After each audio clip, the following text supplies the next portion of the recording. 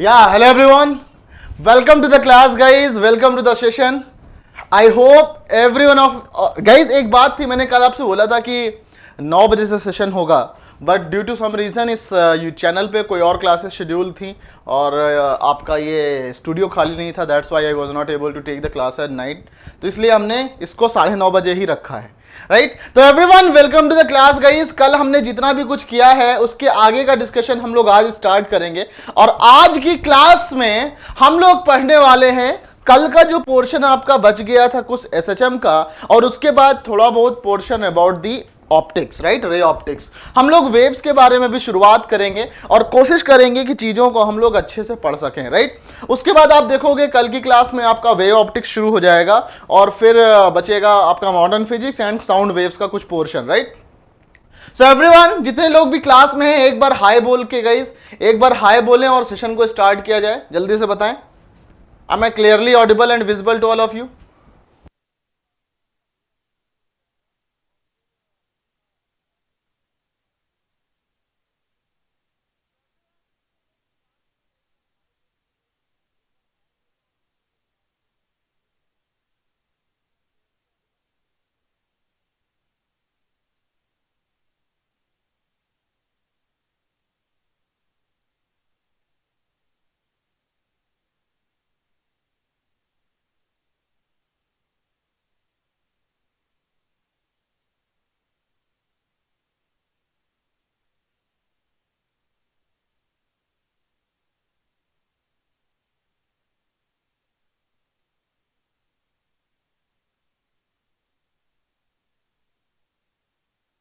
या everyone, so guys आज की क्लास में हम लोग पढ़ने वाले हैं combination of spring. Okay, so guys एक बार जल्दी से बताओ, शुड बी स्टार्ट.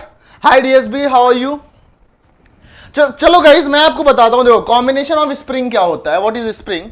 आपको सिंपल सा मैं बोलूं कि सपोज मेरे पास एक स्प्रिंग है, this one.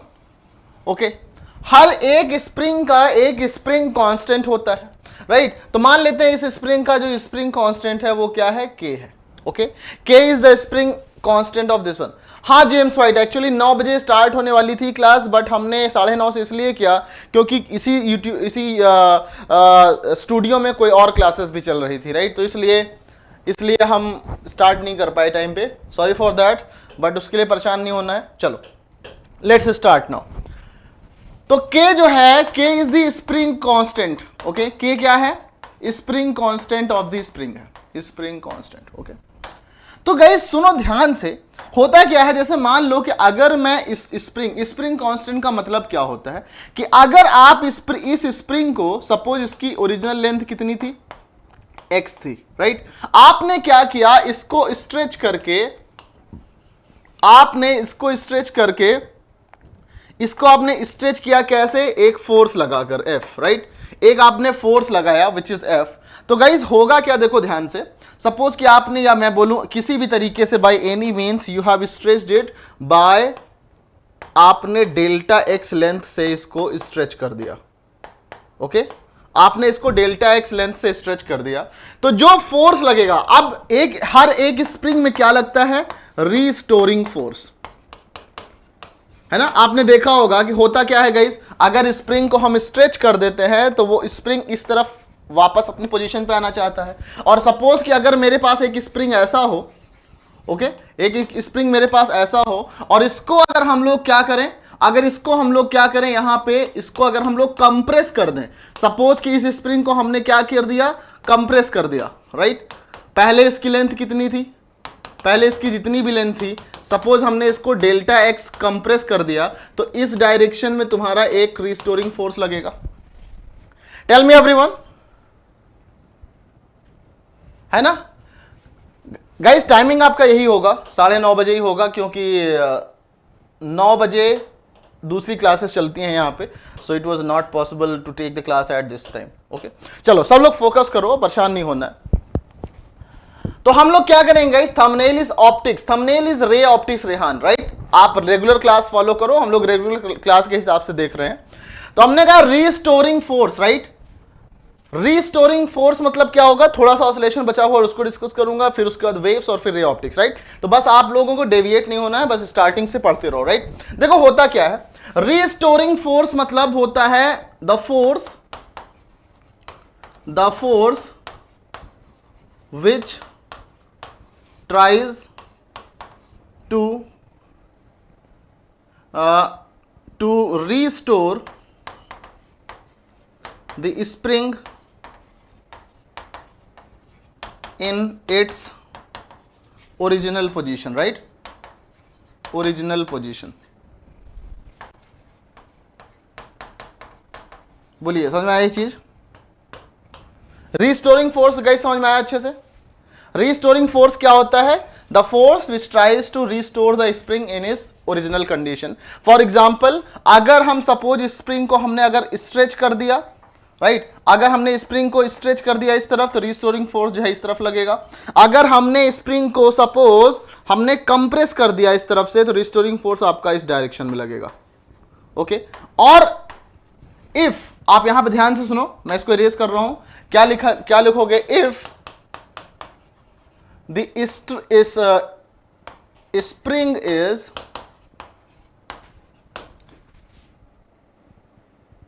compressed by delta x unit, then जो रीस्टोरिंग फोर्स लगेगा दैट विल बी माइनस के डेल्टा एक्स, राइट, माइनस के डेल्टा एक्स। फॉर एग्जाम्पल, आप ऐसे समझो कि अगर ये आपका स्प्रिंग है जो कि कंप्रेस किया गया है, right, let's say original spring का लेंथ कितना था? इतना था, okay. Let's say original spring जो है इतना था, बाद में आपने क्या किया, इसको आपने कंप्रेस कर दिया, राइट, आपने इसको कंप्रेस कर दिया। तो कितने लेंथ से आपने कंप्रेस किया इसको, राइट, आपने इतने लेंथ से कंप्रेस किया, तो इसमें जो आपका फोर्स लगेगा that will be in this direction, और इसकी वैल्यू होगी माइनस के डेल्टा एक्स, ओके। और अगर आप स्प्रिंग को स्ट्रेच करोगे तो अपोजिट डायरेक्शन में फोर्स लगेगा। इतनी सी बात क्लियर है ये चीज? हाँ, प्रद्युमन करेंगे, रे ऑप्टिक्स भी करेंगे गाइस, थोड़ा सा कल का पोर्शन जो बचा है उसको भी करना है ना, आप परेशान मत हो, बस क्लास में बने रहो, राइट। तो ये चीज हम लोगों ने किया। Let's talk about the next thing now. अगर हम लोग इसकी बात हम लोग कर लेते हैं, अब थोड़ा सा आगे चलते हैं, कॉम्बिनेशन ऑफ स्प्रिंग पे चलते हैं, राइट, कॉम्बिनेशन ऑफ स्प्रिंग पे चलते हैं। तो आप ये ध्यान से समझना कि जैसे मान लो स्प्रिंग में कितना लगता है रीस्टोरिंग फोर्स, स्प्रिंग में रीस्टोरिंग फोर्स जो लगता है, मैं यहां पे लिखता हूं, देखो ध्यान से, जो आपका स्प्रिंग में रीस्टोरिंग फोर्स लगता है ना, रीस्टोरिंग फोर्स जो लगता है वो लगता है minus K x, okay, minus K x. Acceleration कितना होगा? एक्सिलरेशन इज माइनस के बाय एम एक्स, राइट। आपको पता है, आपने देखा था कल कि जो एसएचएम होता है वो तुम्हारा एसएचएम क्या, एसएचएम में a is equal to minus omega square x होता है, राइट, है ना। तो गाइस अब सुनो ध्यान से, हम कौन है ये? प्रद्युमन सहाय। आई थिंक आप पहले क्लास को रेगुलरली देखो, राइट। क्लास हमारी इंटर रिलेटेड है, दोनों की दोनों क्लासेस, अचानक से टॉपिक नहीं है। हम लोग एक अचानक से पढ़ाना होता तो आपको मैं एक दिन में पढ़ा के खत्म कर देता, right. Classes are interrelated, कल जहां से छोड़ा था वहां से स्टार्ट किया है, राइट। तो आप इसके लिए आप बिल्कुल परेशान ना करें, आप सोचें यहाँ पे ध्यान से। अगर आप लोग यहाँ फोकस नहीं करोगे तो फिर बिल्कुल समझ में नहीं आएगा, आपके लिए यूजलेस हो जाएगा बिल्कुल, राइट। तो जिन लोगों को पढ़ना है, जिन लोगों को ध्यान देना है, आप लोग ध्यान दें और उसको फोकस करके सुनो ध्यान से। मैंने कहा कि अगर स्प्रिंग में अगर हम स्ट्रेच करते हैं या कंप्रेस करते हैं तो अपोजिट डायरेक्शन में रिस्टोरिंग फोर्स लगता है। रिस्टोरिंग फोर्स उसी तरीके का होता है जैसे एसएचएम में हमने कल देखा था। और उसके बाद जो ये टॉपिक है, हमने देखा किसी भी एसएचएम का इक्वेशन ये होता है, तो यहां से हम लोग कैलकुलेट करके सेम तरीके से बोल सकते हैं कि ओमेगा स्क्वायर बराबर के बाई एम होगा, एंड इसलिए ओमेगा बराबर आपका under root K by M होगा, right. Omega is equal to under root K by M होगा। तो टाइम पीरियड कितना होता है गाइस? टाइम पीरियड होता है आपका 2 पाई बाई ओमेगा, है ना। तो टाइम पीरियड हो जाएगा आपका 2 पाई 1 अपॉन ओमेगा, मतलब अंडर रूट एम बाई के, राइट। तो ये आपका स्प्रिंग के केस में ऑसिलेशन का टाइम पीरियड है। क्लियर? चलो अब बात करेंगे हम लोग आगे की, राइट। अब बात करेंगे हम लोग आगे की। ये हमारा हो गया स्प्रिंग का केस। अब मैं ये देख रहा हूं, सपोज हमने क्या किया, यहां पे दो स्प्रिंग हमने इस तरह से इसको अटैच कर दिया, ओके। दो स्प्रिंग हमने अटैच कर दिया और सपोज एक मास से हमने लटका दिया। तो हमने ये देखा कि जो स्प्रिंग है, स्प्रिंग जो है उसको अगर हम स्ट्रेच करते हैं, अगर हम स्ट्रेच करते हैं तो वापस में उसको पुल किया जाता है, और जब कंप्रेस हो जाएगा तो फिर से उसको अपोजिट डायरेक्शन में पुल किया जाएगा। मतलब कि रीस्टोरिंग फोर्स जो है वो एसएचएम के फोर्स की तरह ही काम कर रहा है, यानी कि स्प्रिंग का जो ऑसिलेशन होता है that is a SHM, right. यानी कि अब मान लो कि ये स्प्रिंग का तुम्हारा स्प्रिंग कांस्टेंट K1 है, इस स्प्रिंग का स्प्रिंग कांस्टेंट K2 है, राइट। अब सपोज कि इसको मैंने स्ट्रेच किया, राइट। इसको मास mg की वजह से हमने क्या किया, इसको देखो ध्यान समझना, इसको हमने क्या कर दिया, इन दोनों को हमने स्ट्रेच कर दिया कितने से, डेल्टा x से, राइट। ये m है, लेट से ये तुमने स्ट्रेच कर दिया इसको x लेंथ से, राइट। तो हुआ क्या गाइस, देखो यहां पे आप इस डायरेक्शन में क्या फोर्स लगेगा, माइनस K1x, और इस डायरेक्शन में क्या फोर्स लगेगा, माइनस K2x, राइट। तो यहां पे देखो mg कितना हो जाएगा, ये अगर नीचे फोर्स mg लग रहा है, या आप सोचो कि जो नेट फोर्स लग रहा है, नेट रिस्टोरिंग फोर्स जो लग रहा है, नेट रिस्टोरिंग फोर्स जो लग रहा है, that is how much, that is your minus K1x minus K2x, right. और इसको मैं अगर ऐसे करूं तो मुझे मिलेगा minus K1 plus K2x, right. और अगर इस दोनों कॉम्बिनेशन को मैं एक स्प्रिंग से अगर इन दोनों कॉम्बिनेशन को मैं एक स्प्रिंग से रख दूं, मतलब एक स्प्रिंग से रिप्लेस कर दूं, और सपोज कि उस स्प्रिंग का जो स्प्रिंग कांस्टेंट है वो K डैश है, राइट। उस स्प्रिंग का कांस्टेंट क्या है, K डैश है। तो यहां पे क्या है आपका, यहां पे जो इसका फोर्स होगा that will B minus K dash x ना, क्योंकि स्ट्रेच तो सेम ही हुआ है।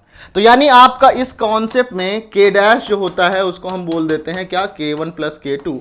ये कब होगा, ध्यान से सुनना, ये कब होगा, K बराबर K1 प्लस K2 तब आएगा जब दोनों स्प्रिंग में जो इलोंगेशन है या कंप्रेशन है वो सेम होगा। और इस तरह को इसको हम लोग बोलते हैं parallel combination of the springs, parallel combination of springs. आई बात समझ में, parallel combination of the springs guys. अब ये कब होगा, ध्यान से समझना, ये कब होगा, पैरेलल कॉम्बिनेशन कब बोलेंगे, जब हमारा स्प्रिंग में इलोंगेशन और कंप्रेशन सेम होगा, तब इसको बोला जाएगा parallel combination. Is that okay?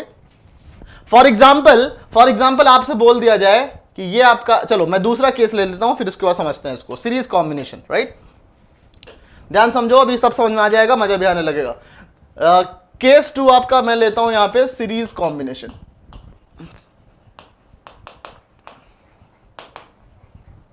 Okay, series combination.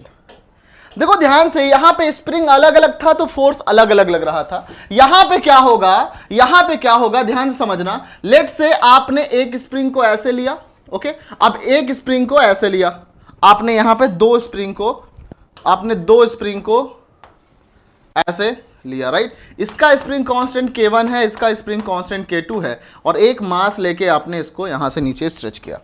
ये मास के हेल्प से नीचे आएगा तो होगा क्या, देखो ध्यान से, इस स्प्रिंग में कुछ खिंचाव होगा, राइट। पहले ये यहां तक था, ये थोड़ा बहुत एक्सपैंड हो जाएगा, ये वाला नीचे वाला स्प्रिंग जो है वो थोड़ा बहुत वो भी एक्सपैंड हो जाएगा, राइट। तो लेट से ये तुम्हारा मास m हो गया, है ना। मैं इसको इसलिए डिटेल में डिस्कस कर रहा हूं गाइस क्योंकि ये वेव ऑप्टिक्स का पूरा बेसिक है, राइट। आप परेशान ना हो, आपका पूरा कॉन्सेप्ट कवर करने के लिए बोला हूं तो कवर करूंगा। ये आप सुनो ध्यान से, जैसे मैं बोलूं ये तुम्हारा आ गया यहां से यहां तक, ये x1 स्ट्रेच हुआ है, ये वाला स्प्रिंग, राइट। और यहां से ये जो स्प्रिंग है, लेट से जो तुम्हारा सेकेंड वाला स्प्रिंग है वो स्ट्रेच हुआ है तुम्हारा x2। और क्योंकि स्प्रिंग जो है एक ही लेंथ में है तो इसमें गाइस पूरे में फोर्स एक, मतलब यहां मैं बोलूं, यहां पे इसका स्प्रिंग कांस्टेंट है K1, इसका स्प्रिंग कांस्टेंट है K2, तो यहां पे फोर्स लग रहा होगा माइनस K1 x1, और यहां पे फोर्स लग रहा होगा माइनस K2 x2। बोलो ध्यान समझ में आई। अगर मैं इसको एक नए स्प्रिंग के साथ में रिप्लेस कर दूं जिसमें कि नेट एलोंगेशन कितना हुआ है x का, तो मैं ऐसे बोल सकता हूं, अगर मैं इस पूरे स्प्रिंग को एक कॉमन से स्प्रिंग के साथ में रिप्लेस कर दूं और बोलूं कि उसमें जो आपका इसका स्प्रिंग कांस्टेंट है k डैश और ये इसमें एलोंगेशन x का हुआ है, तो क्या मैं ये नहीं बोल सकता गाइस कि x बराबर x1 प्लस x2 होगा? यहां पे जो नेट एलोंगेशन है वो ये x1 प्लस x2 होगा, राइट और यहां पे फोर्स सेम लग रहा है, क्योंकि देखो जितना फोर्स ये mg है इस पे, यहां पे क्या हो रहा था, इधर ये बढ़ जा रहा था, इसका जितना टफनेस होगा इतना टफनेस होगा, उसके हिसाब से फोर्स लगेगा। लेकिन यहां पे क्या हो रहा है, ये स्ट्रिंग के स्टिफनेस यानी कि जो k की वैल्यू है स्प्रिंग कांस्टेंट उसके हिसाब से वो खींचेंगे, जिनका टाइट होगा वो कम खींचेंगे, जो है लूज स्प्रिंग्स होंगे मतलब जिनका k कम होगा वो ज्यादा खींच जाएंगे, लेकिन ओवरऑल फोर्स तो सेम ही लगेगा, ओवरऑल फोर्स तो सेम ही लगेगा। यानी हम लोग बोल सकते हैं कि देखो F बराबर तुम्हारा माइनस k1 x1 भी होगा, F बराबर तुम्हारा माइनस k2 x2 भी होगा और F बराबर माइनस k डैश x भी होगा। तो यहां से F की वैल्यू बोलेंगे this is minus F upon k dash बराबर minus F upon k1 minus F upon k2, right. Minus F से कॉमन ले लो, आपको मिल जाएगा 1 अपॉन k डैश बराबर 1 upon k1 plus 1 upon k2। तो this is the equivalent in series combination, right. तो आप लोग ऐसे रख देना kc, राइट, kc मतलब स्प्रिंग कांस्टेंट और कैपेसिटेंस, ये सेम तरीके से ऐड होते हैं, जिस तरह से कैपेसिटेंस ऐड होता है उसी तरीके से ये भी ऐड होता है। जल्दी से बोलो गाइस, मुझे ये बताओ, ये बात समझ में आई अच्छे से, जल्दी से बताएं। Is it clear till now? बिल्कुल, everyone, is it clear? 1 upon k dash is equal to 1 upon k1 plus k2, this is the thing, right? Spring constant का यूनिट क्या होगा, यूनिट क्या होगा देख लो, F बराबर kx है तो k बराबर F अपॉन x होगा, यानी कि न्यूटन पर मीटर है, न्यूटन पर मीटर। Is that okay?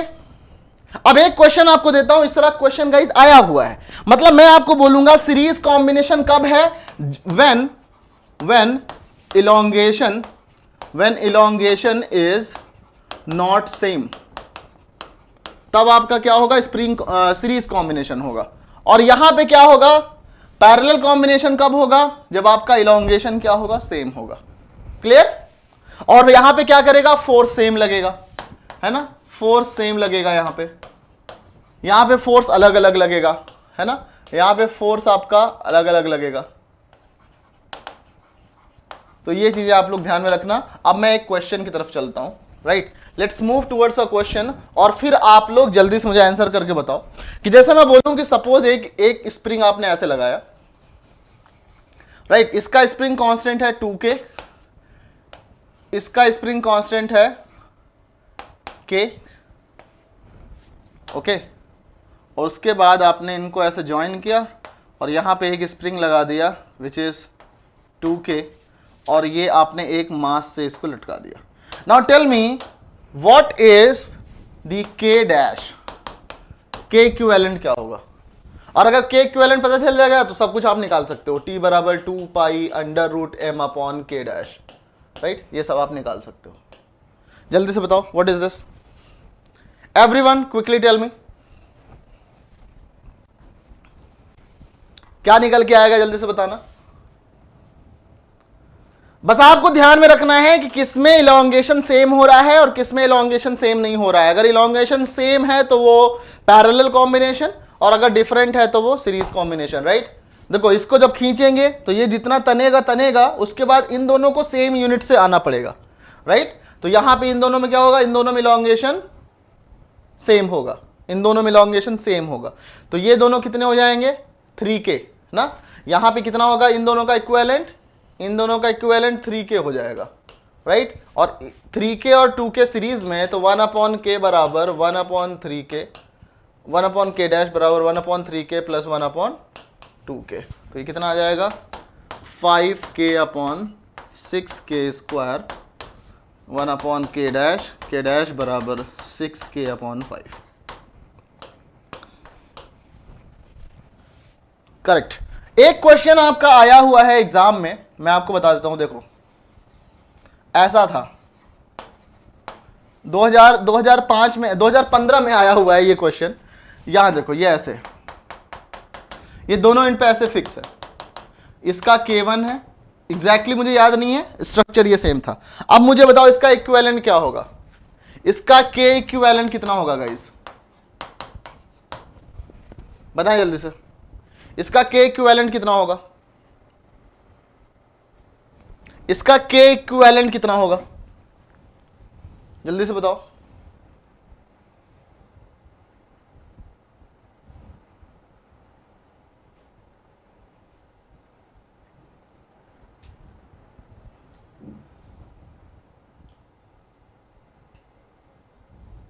कितना आएगा इसमें,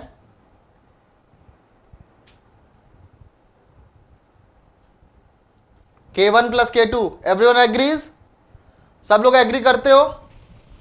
अरे नहीं नहीं नहीं नहीं दीपेंद्र, ये देखो आप देखो पैरेलल है कि आपका वो है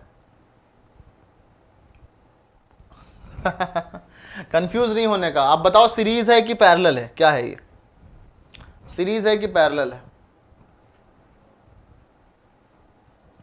ये सीरीज है पैरेलल। मैंने क्या बोला, इलॉन्गेशन देखो, जो स्ट्रेच हो रहा है वो सेम हो रहा है कि अलग अलग हो रहा है। तो यहां पे देखो जो स्ट्रेच है, देखो ध्यान से सुनो, देखो अगर सपोज ये मास नीचे की तरफ आएगा तो जितना ये इसको कंप्रेस करेगा उतना ही इसको एक्सटेंड करेगा, और ये वाला मास जितना इसको एक्सटेंड कंप्रेस करेगा उतना ही इसको कंप्रेस करेगा। यानी कि दोनों का इलॉन्गेशन जो है हमेशा सेम आएगा, राइट? इलॉन्गेशन हमेशा सेम आएगा, यानी कि आपका K डैश जो होगा वो क्या होगा, K1 प्लस K2 होगा, that is parallel combination. Are you getting it?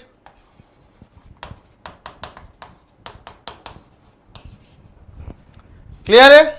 तो देखने पे मत जाया करो आप लोग, देखने पे मत जाया करो। देखने पे आपको लग सकता है कि ये सीरीज है, बट देखो यहां पे फिक्स है एक इंट। वो सीरीज आपको लग रहा था देख के कि इस तरह से कॉम्बिनेशन है, बट आपका इस तरह से आपको देखना है कि आपका इलॉन्गेशन कैसा हो रहा है।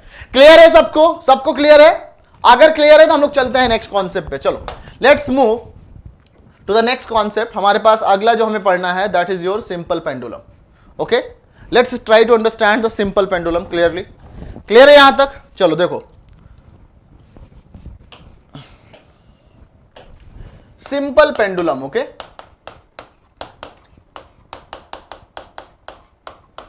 देखो ध्यान से, सिंपल पेंडुलम। सिंपल पेंडुलम क्या होता है आपने देखा होगा, एक आप कोई बॉब लो, राइट, उसको एक धागे से बांधो, रिजिड रॉड होना चाहिए, और यहां से आपने इसको बांध दिया, राइट? तो this arrangement is known as simple. ये क्या है, रिजिड है, रिजिड है ना, ये रिजिड आपकी रस्सी है। ये क्या है, दिस इज बॉब, राइट, मतलब सॉलिड है, जो भी हो सकता है, कुछ भी हो सकता है, राइट? अब हमें क्या करना है, अगर हमें पता है गाइस, ध्यान से समझना, हमको एक बात पता है कि अगर मैं इसको यहां से, इसको मैं इधर इतना ला के यहां पे ऐसे छोड़ दूं, राइट, इसको मैं अगर ऐसे ला के यहां पे छोड़ दूं तो क्या होगा, ये इधर की तरफ आना चाहेगा, राइट, ये इधर की तरफ आना चाहेगा। बोलो जल्दी से, मुझे आप लोग ये बताओ गाइस, ध्यान से मुझे बताओ कि इसमें आएगा, जब ये इधर की तरफ आएगा तो इसमें आपको एक चीज मिलता है, बहुत ही आराम से ध्यान समझना, कि इसका जो टाइम पीरियड होता है ना, टाइम पीरियड जो होता है वो होता है 2 pi under root, right, T को, इसका लेंथ कितना है, this is the length this one, right, this is the length. Okay, तो 2 pi under root L upon G is its time period, right. Actually में इसका जो फॉर्मूला आता है दैट इज इस तरह से निकल के आता है इसका फॉर्मूला, कि T बराबर 2 pi under root I upon MGL, right, MGL। तो हम लोग I क्या है, मोमेंट ऑफ इनर्शिया, यहां से निकालते हैं ML स्क्वायर। तो ML स्क्वायर जब ऊपर पुट करोगे ML कट जाएगा, L/G आ जाता है। उतना डिटेल में आपको नहीं जानना है, राइट, आप बस ध्यान में रखना ना, ये ओरिजिनल होता है बट आपको मिलता है ये चीज, राइट। तो सिंपल पेंडुलम के केस में T is equal to 2 pi under root L/G, ये फॉर्मूला आपको याद रखना है। और ये समझो ध्यान से, अगर आपको मैं बोलूं, ध्यान समझना, अगर मैं आपसे बोलूं क्वेश्चन क्या है,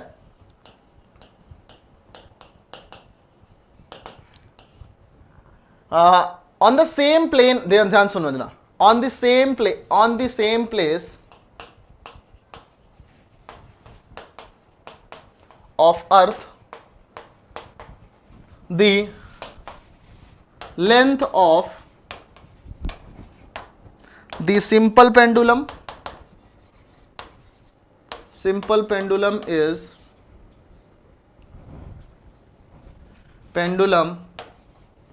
is increased by 300%. What will be the effect on frequency of oscillation? Okay, what will be the effect on frequency of oscillation? Option A halved, option B doubled, option C become 4 times, and option D none of the above. चलो जल्दी से solve करो इस question को, जल्दी से इसको solve करो एवरीवन। अगर ये आपसे क्वेश्चन हो तो आप लोग कैसे करोगे, जल्दी से बताएं। Okay, this is the question. चलो डू इट क्विकली। अरे डीएसबी डी बोल के आप डिलीट क्यों कर देते हो भाई? सोच के बोलो, थोड़ा सा सोच के बोलो। डी ऑप्शन है नन ऑफ द अबव।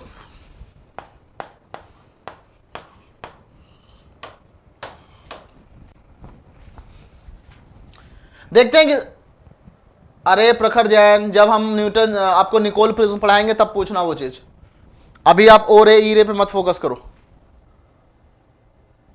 ओहो Atul, thank you so much dear, thank you so much Atul. आप जस्ट इसको फोकस करो। चलो अतुल, आप उड़ान बैच के हो, बस प्रैक्टिस करो जल्दी से बताओ क्या होगा आंसर इसका। On the same place of earth the length of simple pendulum is increased by 300%। देखो सेम प्लेस ऑन अर्थ का मतलब है कि जी डैश जो है वो अभी भी जी ही है। सेम प्लेस ऑफ अर्थ पे जी डैश की वैल्यू जी ही रहेगी। एल जो है वो तुम्हारा एल डैश जो है वो एल प्लस 300%।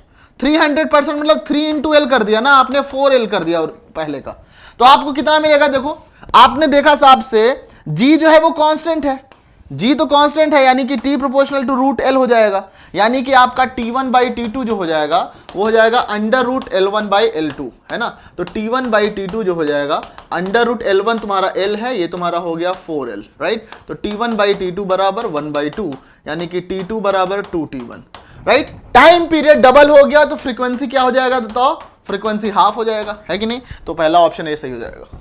बताएं जल्दी से, किसी को कोई दिक्कत? वेरी गुड निर्मल, वेरी गुड प्रियंका, आप लोगों ने कर दिखाया, राइट। ये देखो 300% बाई लिखा हुआ है,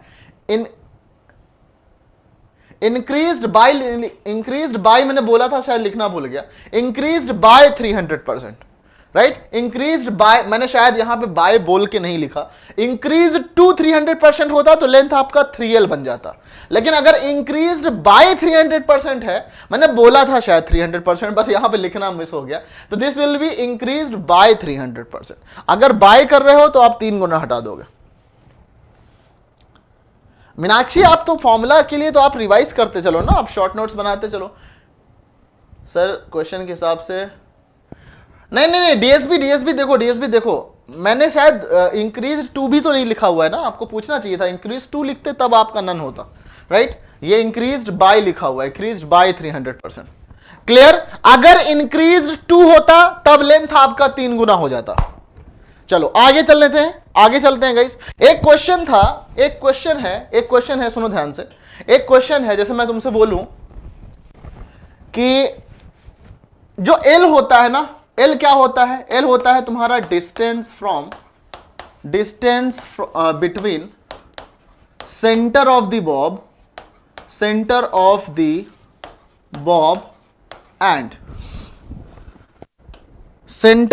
Bob and the fixed point, right. Fix point यानी कि जैसे मान लो कि अगर तुमने यहां पे फिक्स कर दिया इसको यहां पे, तो और ये आपका हो गया, सपोज ये बॉब है, तो जो एल होगा वो तुम्हारा ये होता है एल, यहां तक का सिर्फ नहीं होगा, यहां तक का, क्लियर है? अब यहां इसके बेस पे एक बहुत ही मस्त सा क्वेश्चन आपको देने वाला हूं, जो कर लेगा मैं समझ जाऊंगा कि एक्सेप्शनल है, आप लोग बहुत अच्छे से समझ रहे हो इस बात को। क्वेश्चन है, a bob of the simple pendulum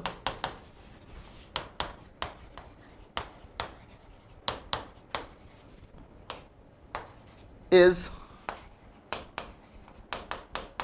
filled with sand and it is allowed to oscillate,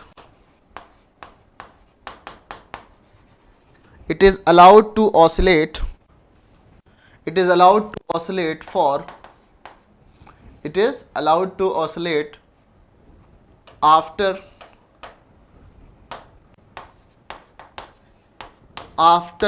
making a hole in the bob,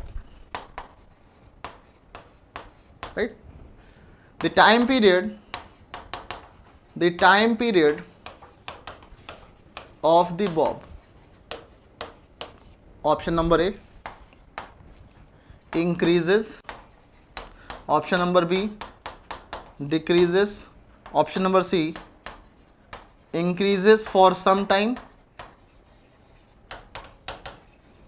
and then decreases, option number D, decreases for some time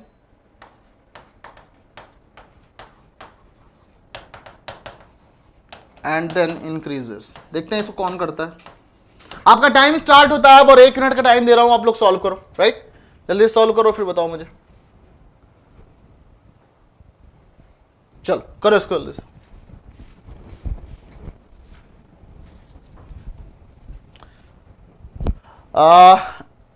sir the way you teach is very catchy. Sir आपके पढ़ाने का तरीका बहुत आसम है। Oh thank you so much everyone, thank you so much everyone. जल्दी से बस आप ध्यान से बताएं। मेरा सक्सेसफुल मतलब मेरा पढ़ाना सक्सेसफुल तभी होगा जब आप लोग अच्छे से आंसर करने लग जाए ना। Increases for some time then decreases. Nirmal क्या आप उड़ान बैच के हो? हाँ तो मुझे थोड़ा कुछ नए स्टूडेंट्स लोग भी बताएं, क्योंकि ये क्वेश्चन मैंने कराया हुआ है वहां पे। चलो देखो मैं आपको एक्सप्लेन करता हूं और आप लोग मेरे साथ साथ ना इसको सॉल्व करो और समझना इसको, राइट? चलो मैं आपको थोड़ा सा देता हूं 30 सेकंड और आप लोग सोचो, देन फिर मैं आपको सॉल्व कराता हूं। ओके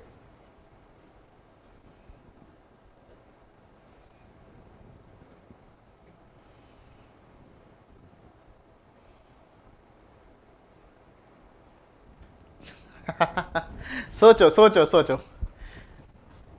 हाँ निर्मल इसीलिए कह रहा हूं ना, ये क्वेश्चन क्लास में कराया हूं तो आप लोग थोड़ा सा बस मैं जल्दी से रिवाइज कराना चाहता हूं ना, तो ये क्वेश्चन अच्छा है। जितने लोग अपने अनपेड बच्चे हैं वो भी उनको भी समझ में आना चाहिए ये कॉन्सेप्ट। तो आप लोग ध्यान से देखो क्या है मतलब मैं बताऊंगा आपको कि इसमें सपोज कि आपके पास में क्या है, ये आपका क्या था, फिक्स पॉइंट था, यहां पे आपने इसको बांधा और ये आपने यहां पे इसको ऐसे बॉब लिया और आपने इसमें भर दिया बालू।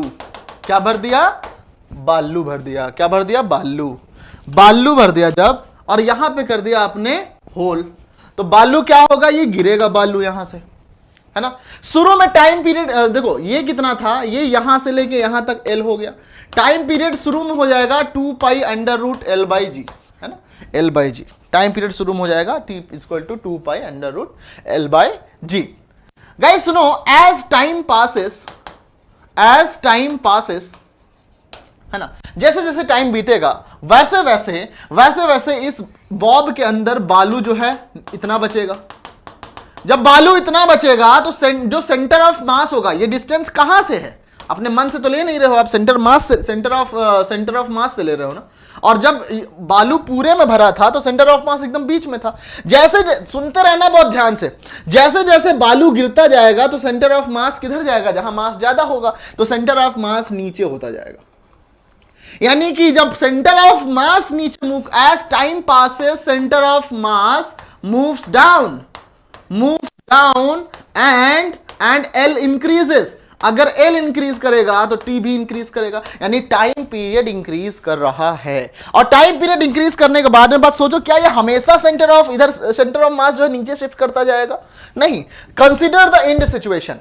ये तुम्हारा जो बॉब है, जब आपका बालू गिरता जाएगा तो एंड में क्या होगा, एंड में ये बॉब जो है पूरा का पूरा एम्प्टी हो जाएगा, तो सेंटर ऑफ मास वापस वही सेंटर पे आ जाएगा। यानी पहले सेंटर ऑफ मास नीचे गया, बाद में सेंटर ऑफ मास वापस आके वहीं पे आ गया, कहां पे, इसी जगह पे सेंटर पे, राइट, जो नीचे गया था। यानी बाद में हम ऐसे बोलें, बाद में centre of mass will come above again, will come above upside again, right. और फिर से जब ऊपर आएगा तो तुम्हारा क्या होगा, लेंथ वे जो है वो फिर से तुम्हारा डिक्रीज करेगा और टाइम पीरियड फिर से तुम्हारा डिक्रीज करेगा, है ना, टाइम पीरियड तुम्हारा फिर से डिक्रीज करेगा, है ना।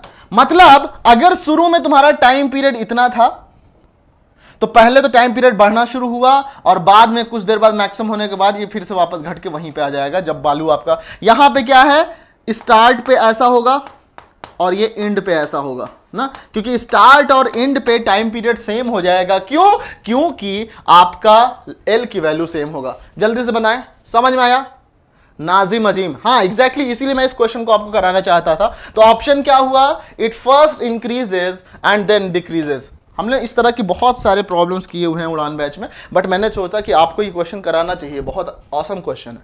जल्दी से बताएं, इज इट क्लियर, मजा आया समझ में, क्लियर। ऐसा ही आपका ट्रेन वगैरह वाला प्रॉब्लम होता है तो आप वो सब भी ध्यान में रखना, राइट। तो आपको जैसे चलो एक समझा देता हूं आपको। और देखो, आप ये ट्रेन थी, right, let's say this is a train, ये एक ट्रेन है, ओके। ज्यादा नहीं करेंगे क्योंकि हमको क्रैश कोर्स में सब कुछ खत्म करना है। और यहां पे एक सिंपल पेंडुलम लटका हुआ है, राइट। ये ट्रेन है, आपको लग रहा है बस है, ये ट्रेन है, ओके। और ट्रेन इधर की तरफ चल रही है। अब मुझे बताओ, इसका टाइम पीरियड जो है, पहले जो ऑसिलेट कर रहा था, पहले ये जो ऑसिलेट कर रहा था वो आपका टाइम पीरियड टी से ऑसिलेट कर रहा था। अगर ये ट्रेन इधर को गया, अगर ये ट्रेन इधर को गया, तो मुझे बताओ कि इसका जो टाइम पीरियड होगा वो इंक्रीज करेगा या डिक्रीज करेगा। Thank you Akshay, thank you Akshay. जल्दी से बताएं कि अगर आपका इस तरफ जाएगा क्या, अगर ये ट्रेन इस तरफ जाएगी तो पहले अगर इसका टाइम पीरियड टी था तो बाद में टाइम पीरियड इंक्रीज करेगा या डिक्रीज करेगा। जल्दी से बताएं, quickly tell me everybody.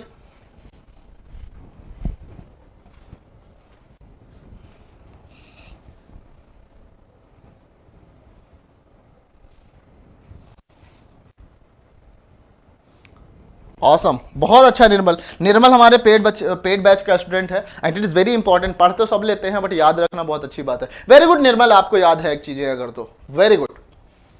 Sir last moment में क्विक रिवीजन के लिए ज्यादा कौन से टॉपिक को करें। मीनाक्षी देखो, एटीसी एग्जाम ऐसा नहीं है कि उसका कट ऑफ 120 में 50 नंबर जाता है, थोड़ा बहुत पढ़ के चले जाओ हो जाएगा, राइट। एटीसी ऐसा एग्जाम है जिसमें कट ऑफ जाता है 95, 120 में 95 ना, तो थोड़ा बहुत पढ़ने से नहीं होता, सब कुछ पढ़ना पड़ता है, अच्छे से पढ़ना पड़ता है, राइट। अगर आप बोलो कि सर कौन सा पढ़ लें तो मैं आपको थोड़ा सा हेल्प कर सकता हूं कि आप जाओ एग्जाम में खुश कम से कम कुछ तो क्वेश्चन सॉल्व कर लोगे। उसके लिए आप wave optics, modern physics, electrostatics, magnetism पढ़ लो, आपका 20-22 क्वेश्चन बन जाएगा, राइट। लेकिन उन 20-22 क्वेश्चन से भी सिलेक्शन होना है या नहीं होना है वो कुछ कह नहीं सकते, राइट। तो अगर कम टाइम बचा है तो आपको कुछ कर भी नहीं सकते अगर जितना पढ़ा हुआ है। बट मेरा ये मैं कहूंगा, मेरा क्रैश कोर्स तो आप 30 के 30 दिन पूरा देख लेना जो भी है। देखो होगा क्या, इसमें क्या करता है, देखो जब ट्रेन इधर जाएगा, लेट्स ट्राई टू अंडरस्टैंड, जब ट्रेन इधर जाएगा तो इसमें जो है अंदर की तरफ फोर्स इस पे इधर लगेगा। सपोज इसका एक्सीलरेशन ए है तो इसमें एक स्यूडो फोर्स लगता है ना, स्यूडो फोर्स। क्यों, सुनो ध्यान से, ऐसे आप ट्रेन में खड़े हो, सपोज कि एक बॉल लटक रहा है सपोज, राइट। तो जब ये ट्रेन इधर जाएगा तो आपने देखा होगा अक्सर ट्रेन मोशन के अपोजिट डायरेक्शन में लटकी हुई चीजें मूव करती हैं। तो इसका मतलब क्या है, उस पर स्यूडो फोर्स लग रहा है, इसका एक्सीलरेशन ए है, इसके नीचे एक एक्सीलरेशन जी लग रहा है, तो इन पे जो नेट एक्सीलरेशन है ना वो कितना लग जाएगा, ए स्क्वायर प्लस जी स्क्वायर। जब हमारा नॉर्मल पेंडुलम था तो जो तुम्हारा टी था वो 2 pi upon under root L by G इसलिए था क्योंकि वहां पे सिर्फ एक्सेलरेशन जी लग रहा था। और अब अगर ट्रेन के अंदर है तो तुम्हारा नेट एक्सेलरेशन जो लगेगा वो लगेगा अंडर रूट एल अपॉन जी स्क्वायर प्लस ए स्क्वायर। नीचे की वैल्यू बढ़ गई यानी कि जो तुम्हारा टी है वो डिक्रीज कर जाएगा, है ना, टी डिक्रीज कर जाएगा। क्लियर, है ना। तो ये चीज आई होप कि आपको समझ में आया। अपने लोग चलते हैं अगले कॉन्सेप्ट पे। Is that okay? Should we move ahead? Well done, very good guys, very good. बढ़ते हैं आगे, हम लोग आगे बढ़ते हैं। सिंपल पेंडुलम हो गया। अब बात करते हैं सेकंड पेंडुलम की। What is the second pendulum? Second pendulum एक सिंपल सी चीज है, एक ऐसा पेंडुलम, देखो ध्यान से, सेकंड पेंडुलम क्या है? सेकंड पेंडुलम क्या है? Second pendulum a pendulum which time period is 2 second. Okay, एक ऐसा पेंडुलम जिसका टाइम पीरियड 2 सेकेंड हो। मतलब अगर आपका पेंडुलम ऐसा है, यहां पे फिक्स किया आपने, राइट, एक एक्सट्रीम से एक एक्सट्रीम, मतलब इधर से इधर जाने में इसको 1 सेकेंड लगते हैं, लेकिन ये टाइम पीरियड तो हुआ नहीं, फिर वापस इसको यहां से यहां आने में भी 1 सेकेंड लगते हैं, तो टोटल टाइम कितना हो गया? 2 second, right. Total time 2 second. अगर टाइम पीरियड 2 सेकेंड है तो उसको हम लोग बोलते हैं सेकेंड पेंडुलम। यानी कि अपन लोग बोले टी बराबर कितना? 2 pi under root L upon G, right. 2 बराबर 2 pi under root L upon G, 2 से 2 कैंसिल, 1 अपॉन पाई बराबर L upon G, 1 upon pi बराबर under root L upon G. तो 1 अपॉन पाई स्क्वायर बराबर एल अपॉन जी, एल बराबर G upon pi square, है ना। हमें पता है गाइस कि जी की वैल्यू को अगर हम लोग ले लें, ध्यान समझना, जी की वैल्यू जो होती है ना approximately equal to pi square ही होता है, तो एल की वैल्यू अप्रोक्सीमेटली 1 मीटर निकल के आती है। तो अक्सर एग्जाम में पूछ लिया जाता है सेकेंड मीटर में, सेकेंड पेंडुलम में एल की वैल्यू क्या होगी? That will be 1 meter. Clear? आया समझ में एकदम? तो this is the second pendulum. इसके बारे में, इस पे भी क्वेश्चन आ जाते हैं कि भाई सेकेंड पेंडुलम को हम लोग मून पे ले गए तो टाइम पीरियड बढ़ेगा या घटेगा? बताओ, चलो आप लोग बताओ। सेकेंड पेंडुलम को सेकेंड पेंडुलम को अगर हम मून पे बनाना नहीं, क्वेश्चन सुनो फिर से। सेकेंड पेंडुलम को अगर हम लोग मून पे बनाना चाहेंगे तो टाइम, जो लेंथ होगा वो आपको बढ़ाना पड़ेगा या घटाना पड़ेगा? अगर सेकेंड पेंडुलम को हम लोग मून पे बनाना चाहते हैं तो लेंथ की वैल्यू बढ़ानी पड़ेगी या घटानी पड़ेगी? एल की वैल्यू बढ़ानी पड़ेगी या घटानी पड़ेगी? तो सेकेंड पेंडुलम मून पे बनाने का मतलब है कि भाई अगर सेकेंड पेंडुलम बोल दिया आपने तो यानी मून पे भी टी की वैल्यू आपने सेम रखा है ना। टी की वैल्यू आपको सेम ही रखना है, टी की वैल्यू ही आपको सेम रखना है। तो गाइस समझ लो, अब जी आप क्या कर रहे हो? मून पे ले जाके डिक्रीज कर रहे हो, तो लेंथ को भी आपको डिक्रीज करना पड़ेगा, तभी तो आपको सेम आंसर मिलेगा। एल जो क्या करेगा? L will be decreasing. आपको कम लेंथ का यूज करना पड़ेगा, लेंथ शुड डिक्रीज। नहीं नीतीश, इंक्रीज नहीं करेगा, डिक्रीज करेगा ना, क्योंकि टाइम पीरियड आपको 2 सेकेंड ही रखना है।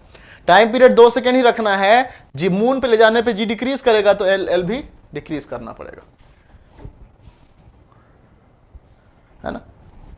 कितना होगा वो आपको एग्जाम में दिया रहेगा, एग्जाम्पल डेटा दिया रहेगा, जी की वैल्यू कितनी है, जी/6 है नॉर्मली, राइट। तो ये चीजें आई होप ये चीज आपको क्लियर है। चलो बढ़ते हैं आगे, हम लोग नेक्स्ट कॉन्सेप्ट की तरफ बढ़ते हैं। ये हमारा हो गया सेकंड पेंडुलम। नेक्स्ट है आपके पास में डैम्ड एसएचएम। देखो डैम्ड एसएचएम एक बहुत ही बेसिक सा कॉन्सेप्ट है जिसको समझना इसलिए जरूरी है क्योंकि इग्नोर नहीं कर सकते, बट बहुत ज्यादा इंपॉर्टेंट नहीं है। तो ध्यान से समझना है, डैम्ड एसएचएम का मतलब होता है प्रैक्टिकल एसएचएम, राइट। आप सिंपल से समझो, अगर क्या हो गया, इसको पेन वाला नहीं आ रहा guys, 1 minute.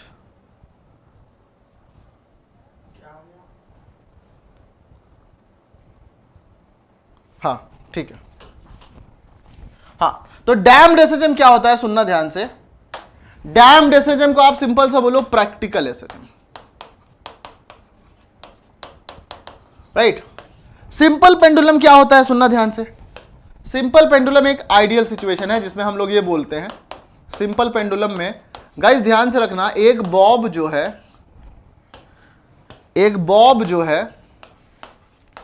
Bob will perform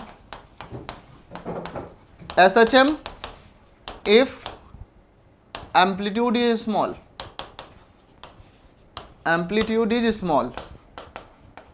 ऐसा नहीं है कि एक बॉब, आपने एक पेंडुलम लिया और उसको यहां तक पकड़ा और यहां तक पकड़ के छोड़ रहे हो आप। राइट। तो ये पकड़ोगे तो ये सर्कुलर मोशन करने लगेगा, है ना, ये सर्कुलर मोशन करने लगेगा, it will not be SHM, right, to and fro motion नहीं रह जाएगा, राइट। और अगर छोटा सा रहेगा, अगर ये तुम्हारा एक फिक्स पॉइंट है, बॉब को आपने लिया और इतना छोटा सा आपने यहाँ पे बस इतना डिस्प्लेसमेंट दिया, तो ये जो होगा वो टू एंड फ्रो मोशन होगा। एसएचएम को टू एंड फ्रो मोशन को ही एसएचएम कहते हैं। अगर आप बहुत बड़ा सा डिस्प्लेसमेंट दे दोगे तो टू एंड फ्रो नहीं होगा, बल्कि वो सर्कुलर होने लग जाएगा। अच्छा, हम ये बोलते हैं कि एसएचएम जो, अगर आपने सपोज कि छोटा सा डिस्प्लेसमेंट दिया, राइट, छोटा सा डिस्प्लेसमेंट दिया और वो ऐसे ऐसे टू एंड फ्रो मोशन करता है एसएचएम, तो इस केस में हम ये बोलेंगे, ध्यान से समझना, कि जितनी एनर्जी इसकी थी यहां पे, यहां तो टोटल काइनेटिक, यहां पे टोटल पोटेंशियल एनर्जी हो जाती है, यहां पे टोटल काइनेटिक एनर्जी होती है और यहां पे टोटल पोटेंशियल एनर्जी होती है ना। मतलब जितना इधर गया था 2 सेंटीमीटर इधर था, तो 2 सेंटीमीटर इधर भी जाएगा, क्योंकि एनर्जी कंजर्व रहनी है। बट एक्चुअल में ऐसा नहीं होता। एक्चुअल में क्या होता है, आप वाटर लेविन सर का, मतलब मैं ऐसे बोलूंगा, वाटर लेविन सर एमआईटी के प्रोफेसर हैं, उन्होंने एक एग्जांपल करके दिखाया भाई कि अगर उन्होंने क्या किया, एक बड़ा सा मोटा सा बॉब लिया और इस बॉब को ऐसे यहां से पकड़ के छोड़ दिया, ये आप भी कर सकते हो अगर अरेंजमेंट है तो उन्होंने क्लासरूम में क्या किया, ऐसे खड़े हुए और एक बॉब लटकाया, लोहे का, आयरन का, करीब 5 किलो का बड़ा सा बॉब, और उसके बाद यहां से उन्होंने ऐसे यहां से छोड़ दिया। उन्होंने बोला कि अगर प्रैक्टिकल चीजें सही हैं, अगर फिजिक्स सही है तो मैं जिंदा बचूंगा, अदरवाइज मैं मर जाऊंगा। तो उन्होंने बोला आइडियली क्या होना चाहिए था कि जहां से हमने छोड़ा उस बॉब को वापस आके वहीं तक आना चाहिए था। तो इन्होंने ऐसे यहां से छोड़ा और बोला कि अगर आइडियल सिचुएशन हुआ तो वो बॉब वापस आके मेरे टीथ को हिट करेगा और मैं ये फूट जाएगा, पूरा मेरा दांत पूरा फूट जाएगा। लेकिन ऐसा हुआ नहीं, जब ऐसे गया वहां तक तो वापस आके सिर्फ यहां तक आया और फिर वापस चला गया। यहां तक आने का मतलब क्या है, ये जो एनर्जी का लॉस हुआ यहां से यहां तक वाला, वो किसकी वजह से हुआ, वो इसकी वजह से हुआ, एयर फ्रिक्शन की वजह से। हवा में आपके ऐसे पार्टिकल्स हैं जिनके साथ कोलिजन होता है और एनर्जी लॉस होती है। तो एनर्जी लॉस एग्जैक्टली नासिम, वही मैं बात कर रहा हूं। तो वो वीडियो जो है वो किस लिए हुआ, क्योंकि वो प्रैक्टिकल एसएचएम था and ideal SHM does not exist, right. तो प्रैक्टिकल एसएचएम का मतलब ही है कि आपके पास में कुछ ना कुछ डैम्पिंग फोर्स लगता है, जो आपके मोशन को डैम्प्ड करता है, आपको इफेक्ट करता है, और वो डैम्पिंग फोर्स जो है वेलोसिटी के अपोजिट डायरेक्शन में लगता है। इसलिए मैंने कहा कि damping force is minus BV, where B is the damping constant, B is damping constant, है ना। अगर डैम्पिंग कांस्टेंट है, जैसे फॉर एग्जांपल मैंने एक यहां पे एक दिख रहा है आपको, बिल्कुल आपको दिखेगा ही, है ना, ये हमने किया, हाँ, अब मैंने क्या, इस पे सपोज हमने एक स्प्रिंग लिया, ओके, और यहां पे हमने इसको स्ट्रेच कर दिया मास m में, ओके। अब सपोज कि ये आपका एक पॉट है, इसको हमने वाटर में रख दिया, वो डैम्पिंग फोर्स प्रैक्टिकल सिनेरियो में कुछ भी हो सकता है। सपोज इस तरफ क्या लगेगा, इस तरफ माइनस kx भी लगेगा, और इस तरफ आपका वेलोसिटी अगर इस तरफ स्ट्रेच किया तो माइनस BV भी आपका इधर ही लगेगा। तो जो फोर्स होगा, जो नेट फोर्स होगा गाइस, देखो ध्यान समझो, जो नेट फोर्स होगा आपका, नेट फोर्स होता है MA, राइट, नेट फोर्स होता है आपका MA, और उसकी वैल्यू इक्वल होगी किसके, माइनस kx के माइनस BV के, राइट। तो MA की वैल्यू हो जाएगी d2x/dt स्क्वायर, है ना, x is what, displacement, minus BV मतलब प्लस BV, V मतलब dx/dt एंड प्लस kx बराबर 0। आपका ये बन गया सेकेंड ऑर्डर का डिफरेंशियल इक्वेशन। आप जब इसको सॉल्व करते हो तो आपको ये मिलता है xt बराबर, ये मैंने लिखा हुआ है, xt बराबर ae की power minus b/2m, right, this one. और ये ओमेगा डैश, फ्रीक्वेंसी इसकी चेंज हो जाती है और वो फ्रीक्वेंसी होती है ओमेगा डैश बराबर √k/m माइनस b²/4m²। हम लोग कोशिश करते हैं कि b/m की वैल्यू को कम से कम रखें, जिसके कि आपका फ्रीक्वेंसी कम से कम इफेक्टेड हो, राइट। बट एक्चुअली में कुछ ना कुछ तो होगा।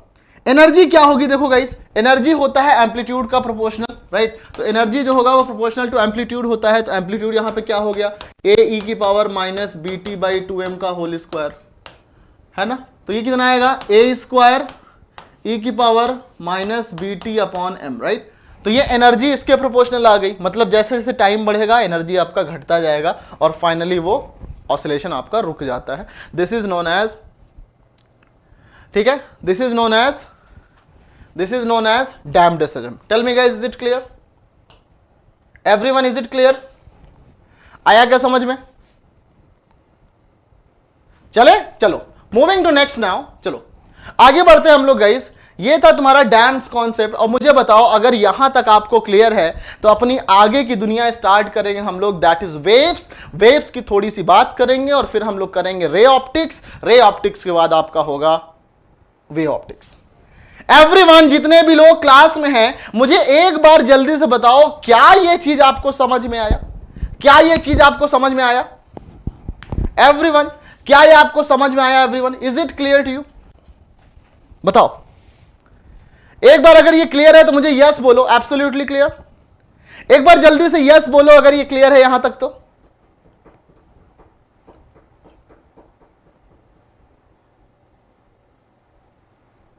Tell me guys, everyone, crystal clear?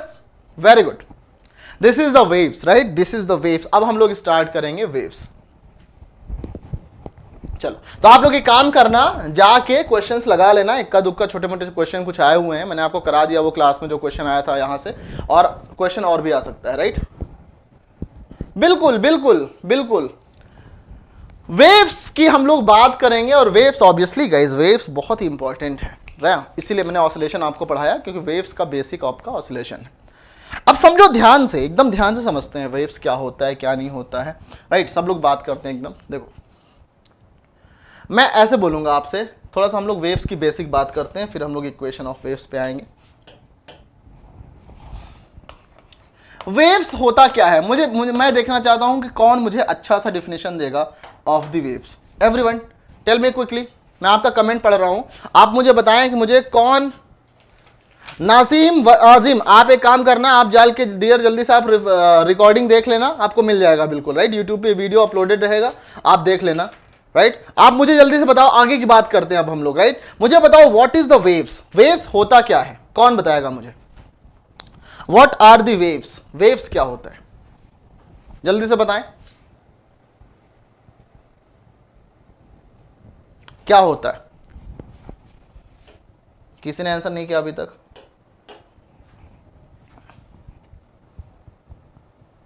देखो, वेव्स क्या होता है?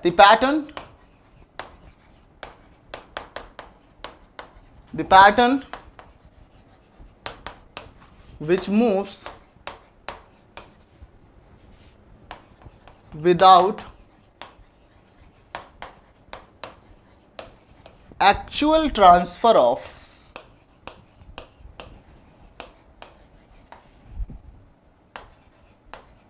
medium particles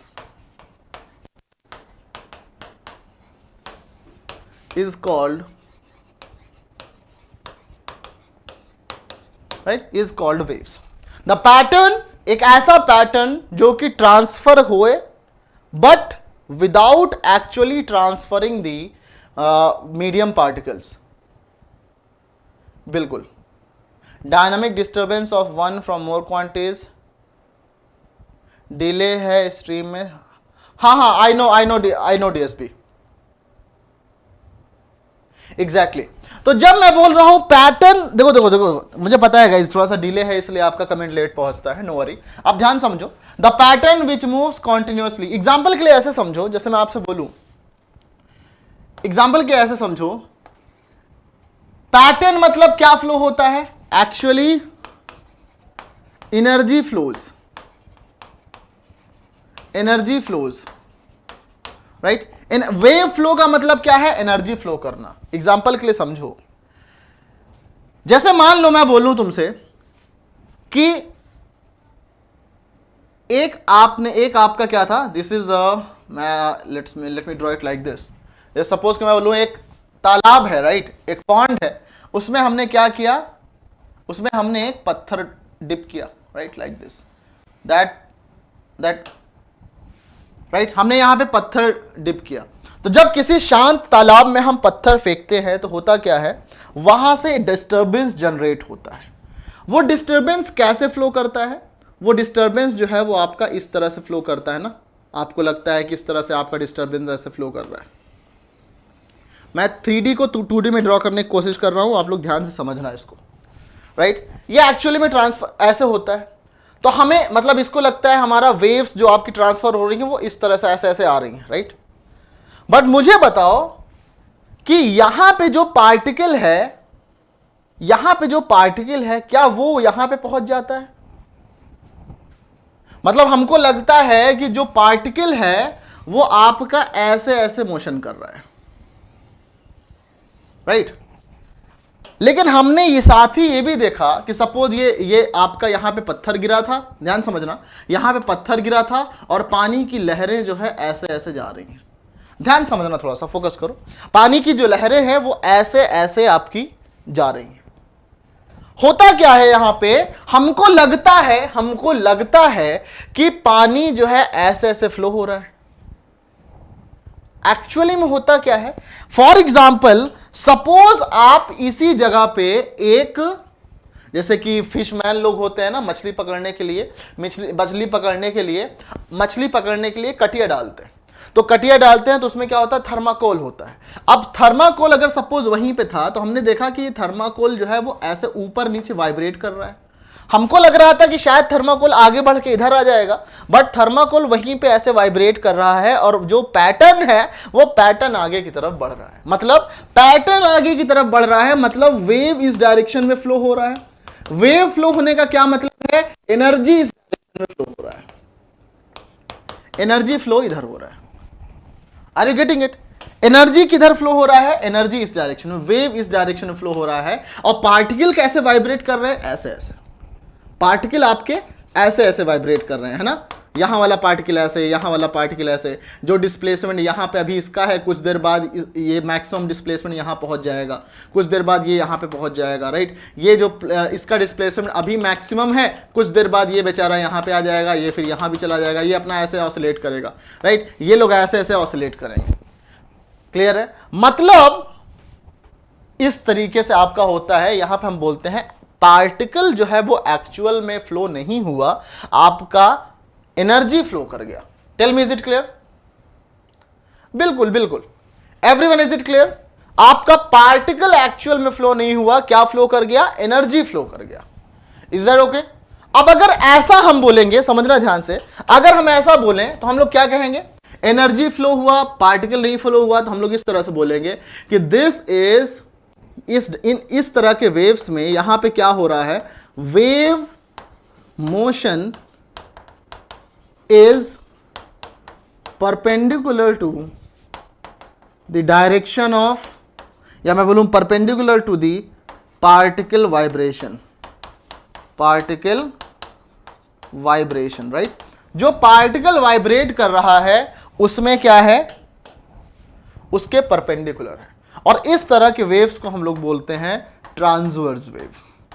इस तरह के वेव्स को हम लोग क्या बोलते हैं गाइस, ट्रांसवर्स वेव। क्या बोलते हैं, ट्रांसवर्स वेव। इस तरह के वेव्स को हम लोग बोलते हैं transverse wave. Is that clear everyone? Guys मुझे पता है, देखो आपने उड़ान बैच वालों से आप एक बार पूछना कितना ज्यादा हमने एनिमेशन के हेल्प से समझाया है कि वेव को उन्होंने ऐसे फील किया है कि जैसे सब कुछ सामने हो रहा है, राइट। बट यहां पे हम थोड़ा सा जल्द में करेंगे, उतने डिटेल में नहीं जाएंगे। आई होप कि आपको ये बात समझ में आएगी। बिल्कुल, आप लोग कम टाइम में ज्यादा से ज्यादा ज्ञान गेन करने की कोशिश करना, ज्ञान लेने की कोशिश करना, राइट। इसलिए जितना भी चीजें मैं आपको बता रहा हूं, बट ये बताओ कि क्या ये समझ में आया? Is it clear? अगर इस तरह का वेव है जहां पे वेव मोशन इस डायरेक्शन में मूव करे और पार्टिकल वाइब्रेशन उसके परपेंडिकुलर हो, तो इस तरह के वेव को हम लोग बोलते हैं ट्रांसवर्स वेव, राइट। इस तरह के वेव को हम लोग बोलते हैं क्या, ट्रांसवर्स वेव, है ना। अब दूसरा एग्जांपल है गाइस स्प्रिंग का। Suppose let's take the second example हम लोग लेते हैं स्प्रिंग। ओके, ध्यान समझना। स्प्रिंग अगर हम लोग ले लें, राइट, स्प्रिंग अगर हम लोग ले लें, सपोज कि ये स्प्रिंग है आपकी, राइट, ये आपकी स्प्रिंग है। ओके, ये आपकी स्प्रिंग है। अब इस स्प्रिंग में क्या होता है कि सपोज मैं क्या करूं, इस स्प्रिंग को यहां से पकड़ूं और ऐसे यहां पे इसको एक हम ऐसे झटका दें इसको, राइट। सपोज इस स्प्रिंग को मैं ऐसे कंप्रेस करूं तो होगा क्या, यहां पे ये पोर्शन ऐसे कंप्रेस हो जाएगा, पास पास आ जाएगा। इसको मैं ऐसे कंप्रेस करूंगा तो क्या क्या ये कंप्रेशन हमेशा यहीं पे रहेगा? बिल्कुल नहीं। ये कंप्रेशन थोड़ी देर बाद यहां पे होगा, थोड़ी देर बाद यहां पे होगा, थोड़ी देर बाद यहां पे होगा, थोड़ी देर बाद यहां पे होगा। वो क्यों हो रहा है? ये इस तरह से होगा जैसे कि मान लो एग्जांपल के लिए समझो ध्यान से कि सपोज यहां से लेकर यहां तक 20 आदमी खड़े हुए हैं, राइट, और वो 20 आदमी को एकदम स्टार्टिंग से ऐसे पुश मिलता है, बट मैं अपनी जगह छोड़ के जाना नहीं चाहता हूं, तो मैं क्या करूंगा? मैं ऐसे ऑसिलेट करूंगा। Are you getting it? मैं जस्ट ऐसे ऑसिलेट करूंगा, और जैसे ही मैं इधर आऊंगा तो मैं इधर वाले को पुश करूंगा, उसका भी ऑसिलेशन शुरू हो जाएगा। फिर मैं जब इधर आऊंगा तो वो वाला उधर वाले को पुश करके ऐसे इधर आ रहा होगा। तो इस तरीके से आपका ऑसिलेशन क्या हो जाता है? शुरू हो जाता है। ऑसिलेशन जो हो रहा है वो किधर हो रहा है? वेव के डायरेक्शन में ही हो रहा है। वेव आपकी इसी डायरेक्शन में मूव करेगी, ऑसिलेशन भी आपका इसी डायरेक्शन में होगा। क्लियर? ऑसिलेशन भी आपका इसी डायरेक्शन में होगा। यानी कि जो मीडियम के पार्टिकल्स हैं, जो मीडियम के पार्टिकल्स हैं, जो पार्टिकल्स हैं, वो आपका उनका ऑसिलेशन इधर होगा। क्या ये कंप्रेशन ध्यान समझना, ये कंप्रेशन यहां से यहां पहुंच गया, कुछ देर बाद ये कंप्रेशन यहां पे होगा, लेकिन क्या ये जिस पॉइंट पे कंप्रेशन था यहां पे, क्या स्प्रिंग का ये वाला पोर्शन यहां पहुंच गया? बिल्कुल नहीं। पैटर्न ट्रांसफर हो रहा है, एनर्जी ट्रांसफर हो रही है। जहां पे कंप्रेशन ज्यादा होगा एनर्जी ज्यादा होगी, यानी कि एनर्जी ट्रांसफर हो रहा है, बट ये पार्टिकल ट्रांसफर नहीं हो रहा है। तो हम क्या बोलते हैं कि इस तरह का वेव जिसमें कि कंप्रेशन आपका हो रहा है, कंप्रेशन ट्रांसफर हो रहा है, एनर्जी ट्रांसफर हो रहा है बाय वाइब्रेटिंग द पार्टिकल्स, उसको हम लोग बोलते हैं लॉन्गिट्यूडिनल वेव्स, राइट। इसको हम लोग क्या बोलते हैं? लॉन्गिट्यूडिनल वेव्स, लॉन्गिट्यूडिनल वेव्स, है ना। और लॉन्गिट्यूडिनल वेव्स में और क्या होता है गाइस? कंप्रेशन होगा।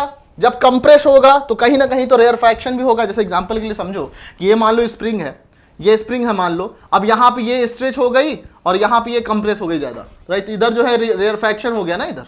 लेट मी इसको मैं थोड़ा सा और ड्रॉ करता हूं यहां पे। ऐसे समझो कि सपोज कि ये आपका स्प्रिंग है, ओके, ये नॉर्मल आपका ऐसे था, नॉर्मल आपका ऐसे है, ओके, ये नॉर्मल में ऐसे स्प्रिंग है, ओके। अगर मैंने इसको क्या किया, उधर से प्रेस किया, तो ये क्या होगा? ये हो सकता है कि ये जो है यहां पे ये कंप्रेस हो जाए और फिर ये रेयरफैक्शन हो जाए, फिर ये यहां पे ऐसे कंप्रेस हो जाए और फिर ये, राइट, इस तरह से। तो होगा क्या? जहां पे डेंसिटी आपकी मैक्सिमम ये कंप्रेशन होगा, जहां पे डेंसिटी मिनिमम ये रेयरफैक्शन होगा, ये कंप्रेशन होगा, ये रेयरफैक्शन होगा, ये कंप्रेशन होगा। इसमें जो वाइब्रेशन हो रहा है, पार्टिकल का वाइब्रेशन जो हो रहा है, particle vibration is in the same direction, is in the same direction of wave motion. और इस तरह के वेव को हम लोग बोलते हैं, अगर इस तरह का हो तो हम इसको बोलते हैं क्या? Longitudinal waves. Clear? Longitudinal waves. Everyone, is it clear? आया समझ में क्या? Is it clear? This is your longitudinal waves. वो वाला आपका क्या था? लॉन्गिट्यूडिनल वेव्स आपका, ये लॉन्गिट्यूडिनल हो गया, ये आपका हो गया ये लॉन्गिट्यूडिनल हो गया, ऊपर वाला आपका हो गया transverse wave, right. Transverse wave में क्या होता है? हम इसको ऐसे दिखाते हैं कि पार्टिकल जो है डायरेक्शन ऑफ मोशन के ऊपर नीचे ऑसिलेट करता है, तो उसको इस तरह से दिखाते हैं हम लोग, राइट। तो इसमें क्या होता है, जो तुम्हारा मैक्सिमम डिस्प्लेसमेंट होता है, इसको हम लोग बोलते हैं क्रेस्ट और ट्रफ, राइट। तो ये क्रेस्ट होगा और ये क्या होगा? ट्रफ। ये क्रेस्ट, ये ट्रफ। क्रेस्ट नहीं, क्रेस्ट ट्रफ उल्टा बना रहा हूं शायद मैं, हाँ, ये होगा क्रेस्ट, ये trough, trough crest, trough crest, इस तरह से। एग्जैक्टली क्लियर है सबको एवरीवन? तो आपका सिंपल वही है कि distance between two consecutive compression is known as wavelength, या distance between two consecutive rarefaction is known as wavelength. यहां पे distance between two consecutive trough is known as wavelength, distance between two consecutive crest is known as wavelength. Clear? Everyone, is it clear? Trough and crest. Trough मतलब गड्ढा होता है कि crest मतलब होता है? उल्टा है क्या? देखें देखें जल्दी से, उल्टा है क्या? कोई बात नहीं, उल्टा है तो आप लोग, उल्टा है, ये उल्टा है, ट्रफ एंड क्रेस्ट। क्रेस्ट मतलब गड्ढा होता है, अच्छा क्रेस्ट ये हो जाएगा तुम्हारा, ट्रफ मतलब गड्ढा हो जाएगा ना। हाँ इसमें क्यों, ये छोटी सी चीज है, इसमें कंफ्यूजन नहीं होना चाहिए। This is crest trough, crest trough crest, clear? इसमें प्रॉब्लम नहीं होना चाहिए। हाँ ठीक है ठीक है, ऊपर क्रेस्ट हो गया, नीचे ट्रफ हो गया, क्लियर? सो ये आपका जो है ना, दिस इज दी, इसमें कंफ्यूज नहीं होना, छोटी सी बात है यहां पे। तो ये ट्रांसवर्स वेव हो गया, ये आपका लॉन्गिट्यूडिनल वेव हो गया। नेक्स्ट आपकी बात आती है, कि जो ट्रांसवर्स वेव है वो कहां कहां ट्रेवल कर सकती है। तो आप ध्यान से समझना, ट्रांसवर्स वेव जो है वो ट्रेवल कर सकती है सॉलिड में and at the surface of liquid ना। सरफेस ऑफ लिक्विड पे क्या, इसीलिए आप लोग बोलते हो ना कि पानी जब फ्लो करता है तो ऊपर का पानी, तो जैसे बोलते हैं ना कि ऊपर का पानी तो आपका ऐसे ऐसे ऑसिलेट कर रहा है सरफेस पे, लेकिन अंदर का पानी जो होता, अंदर का जो वाटर होता है वो शांत होता है। प्रशांत महासागर, पैसिफिक ओशन को इसीलिए बोलते हैं ना कि बहुत शांत है, क्यों? क्योंकि अंदर बहुत डीप है, और जब अंडर डेप्थ होता है तो डेप्थ में ट्रांसवर्स वेव फ्लो नहीं करता, राइट? लॉन्गिट्यूडिनल वेव जो है आपका, लॉन्गिट्यूडिनल वेव जो फ्लो करता है वो सब जगह फ्लो कर सकता है। कहां कहां? Solid, liquid, okay, and gas, solid, liquid and gas, और transverse solid and at the surface of liquid. Tell me, is it clear? तो ये चीज आपको, ये बेसिक सी चीजें हैं, राइट? सॉलिड एंड दिस, इसके बारे में बात करेंगे। नेक्स्ट चीज जो हमारी है, that is your mechanical and non mechanical waves, right? Mechanical and non mechanical wave.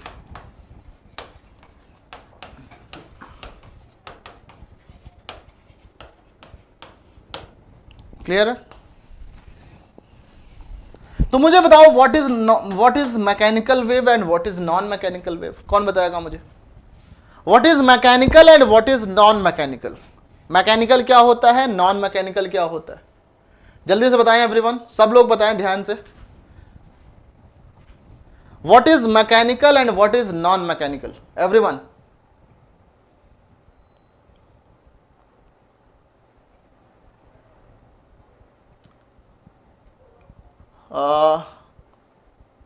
आकाश में बात कर रहा हूं ना, अभी उसी के बारे में बात कर रहा हूं। वैक्यूम मतलब क्या है? कुछ भी नहीं है यहां पे। आप यहां पे देखो, वैक्यूम में हम लोग इसकी बात करते हैं ना यहां पे। मैकेनिकल का क्या मतलब है? देखो मैकेनिकल का क्या मतलब, mechanical those wave which require medium.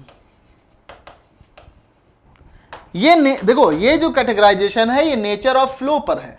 Transverse में जो वेव मोशन है वो पार्टिकल मोशन के परपेंडिकुलर है, लॉन्गिट्यूडिनल में जो वेव मोशन है वो पार्टिकल मोशन के अलोंग ही है, right?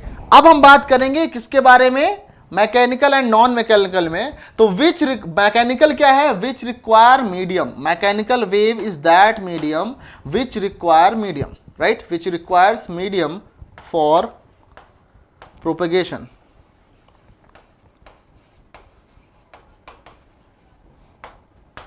Okay, non mechanical wave क्या है? नॉन मैकेनिकल वेव क्या है? This is which does not require medium. Okay, which does not require medium.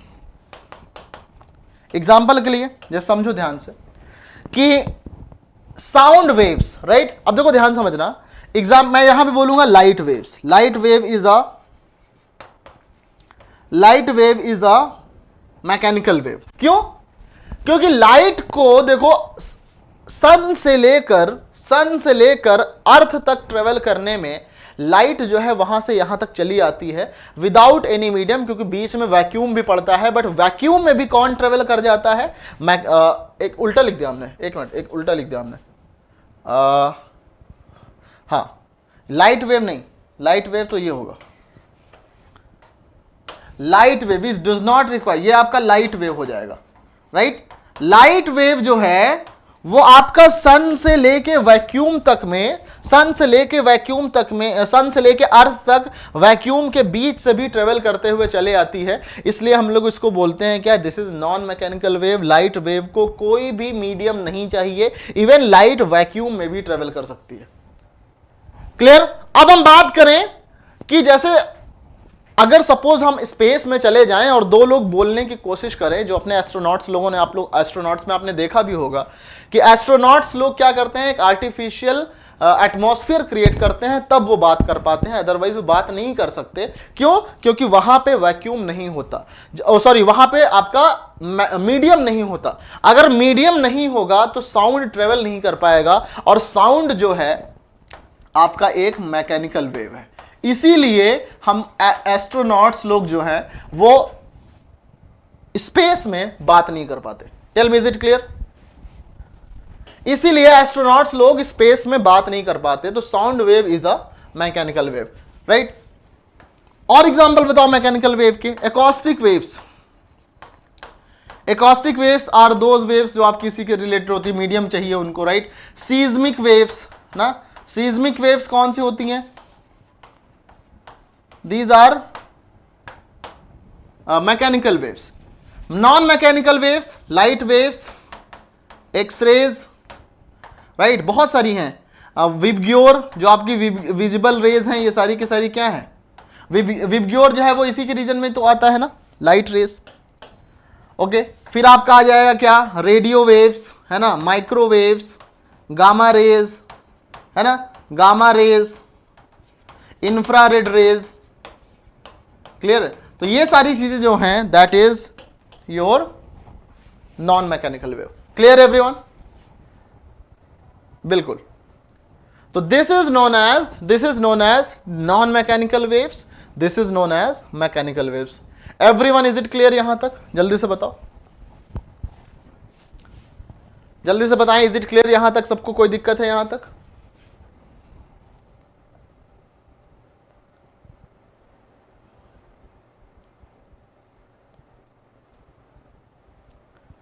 तो this is your mechanical and non mechanical waves, right. अपने पास जो next concept होगा, अपने पास में जो नेक्स्ट कॉन्सेप्ट होगा, देखो अब मैं बात करता हूं यहां पे वेव इक्वेशन के बारे में।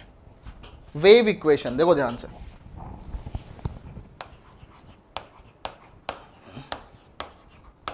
वेव इक्वेशन क्या होगा, देखो ध्यान से। इन wave equation we try to write the displacement of wave, displacement of wave लिखो और इसको फिर यहां से कट करो। This is not displacement of wave, we write the displacement of particle, है ना, displacement of particle with respect to, या बोलो as a function of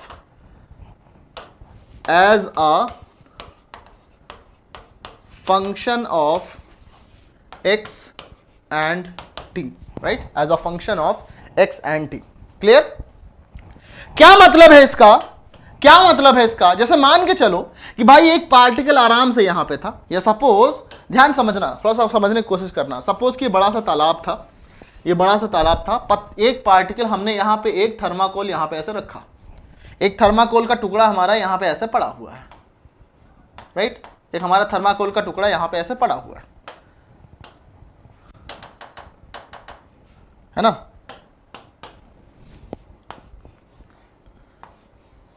let's say इस तरह से आपका थर्माकोल का एक टुकड़ा यहां पे पड़ा हुआ है। Okay, this is your thermocol का टुकड़ा। ओके, और यहां पे एक पत्थर गिरा, यहां पे, ओके, यहां पे एक पत्थर गिरा। जब यहां पे एक पत्थर गिरा तो इसने क्या किया, डिस्टरबेंस जनरेट किया, राइट। ये इधर भी होगा तालाब, ऐसा नहीं, इसने डिस्टरबेंस जनरेट किया, राइट। ये डिस्टरबेंस आगे की तरफ फ्लो करता गया, आगे की तरफ फ्लो करता गया। जब ये डिस्टरबेंस यहां पर आया तो ये डिस्टरबेंस आगे भी फ्लो कर गया, लेकिन इस पॉइंट पे इस थर्माकोल को ये ऐसे ऐसे वाइब्रेट कर गया। यानी पानी में अगर थर्माकोल पड़ा हो, कंकड़ हम यहां पे मारें तो जो थोड़ी देर में वेव्स ऐसे ट्रेवल करके यहां तक पहुंचेंगी, इस थर्माकोल को यहां पे वाइब्रेट करेंगी, ना कि इसको डिस्प्लेस करके उधर ले जाएंगी। क्लियर है? तो होगा क्या यहां पे, देखो ध्यान से समझो कि हम लोग ये बात करेंगे, जो वेव का इक्वेशन लिखते हैं हम लोग इस डायरेक्शन में, तो एक्स की डायरेक्शन में वेव ट्रेवल कर रही है, और इस थर्माकोल का टुकड़ा जो है ऊपर जितना डिस्प्लेसमेंट, जितना मैक्सिमम डिस्प्लेस करेगा वो उसका एम्पलीट्यूड हो जाएगा। किसका एम्पलीट्यूड? वेव का एम्पलीट्यूड होगा। Maximum displacement of this particle, कौन सा पार्टिकल?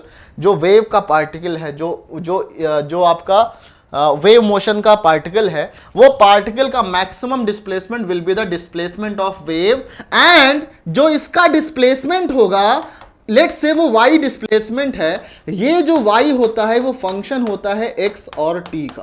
किसका? x और t का, right? y is the function of x and t। Clear? एकदम अच्छे समझ में आया? y is the function of x and t। x क्या है? Position of that particle. t क्या है? Time, right? अगर आप ये बता सकते हैं तो यहां पे आप ये बता पाओगे कि दिस इज दी ये वेव इक्वेशन, ये एक्चुअली में है पार्टिकल का मोशन, बट ये वेव का इक्वेशन डिनोट करता है। ना लेट मी टेल यू एक चीज और, अब ध्यान से समझना, ये जो पार्टिकल है ना, ये जो पार्टिकल है, पार्टिकल डज SHM। पार्टिकल क्या कर रहा है? SHM कर रहा है। क्यों? क्योंकि पार्टिकल अपने मीन पोजीशन के around two and fro motion कर रहा है। क्या कर रहा है? ऐसे ऐसे टू एंड फ्रो मोशन कर रहा है। कौन? Particle.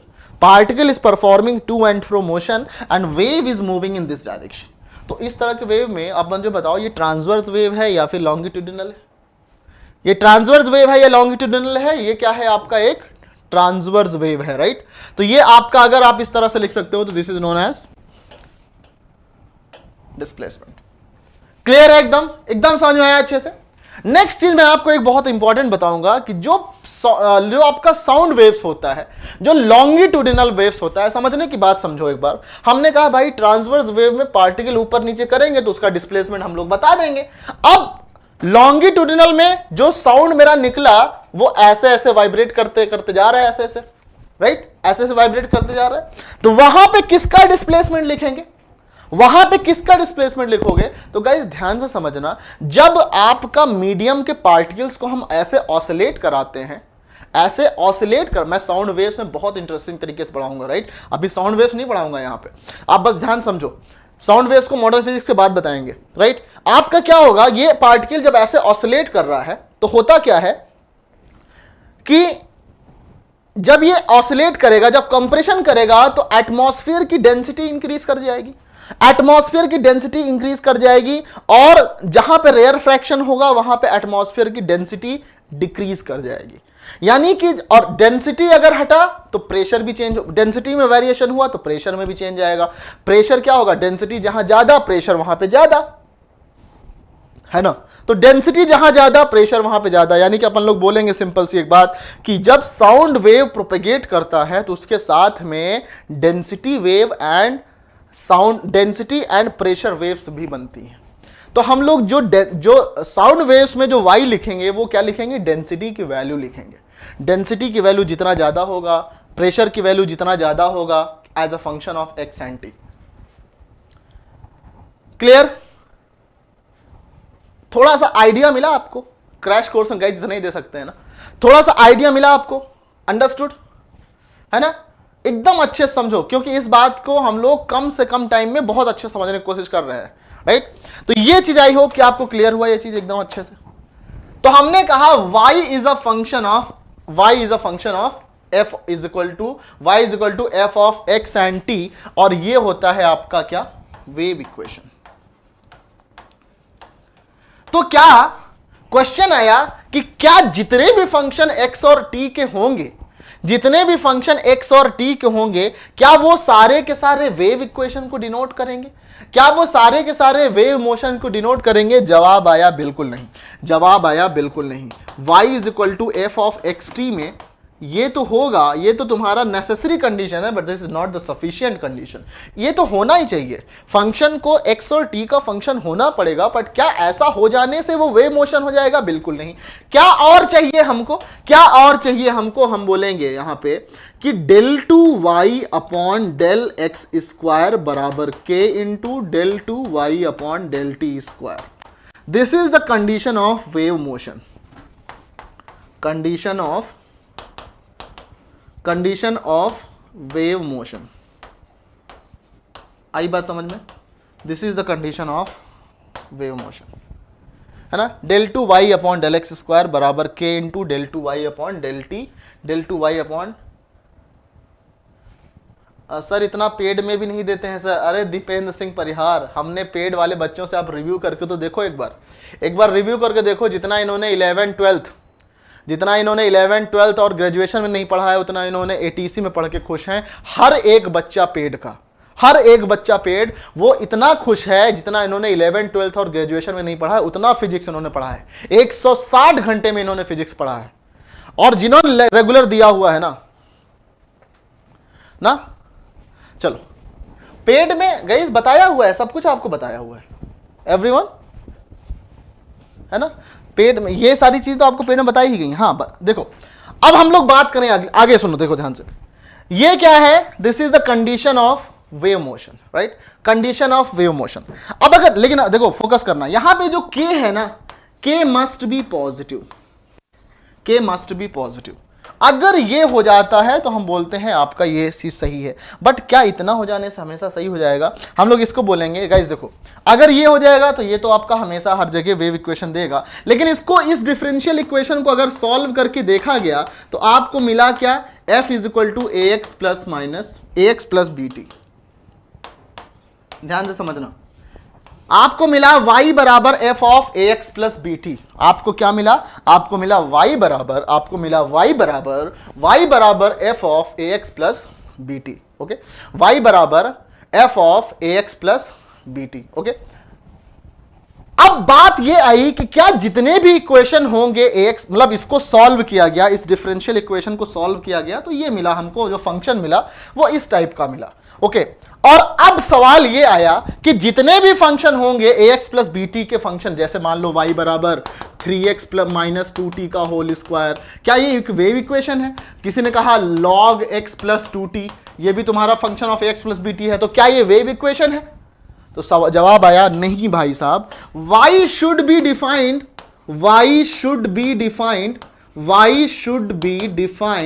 For all x and t. Y should be defined for all x and t. This is the condition for wave motion. Everybody tell me, is it clear? Is it clear? Y should be defined for all x and t. For all x and t. आगे अब देखो यहां पे क्या है, जब आप x की वैल्यू इंफिनिटी लेते हो, t की वैल्यू इंफिनिटी लेते हो, तो y की वैल्यू इंफिनिटी पहुंच जाती है, तो this is not a wave equation, right.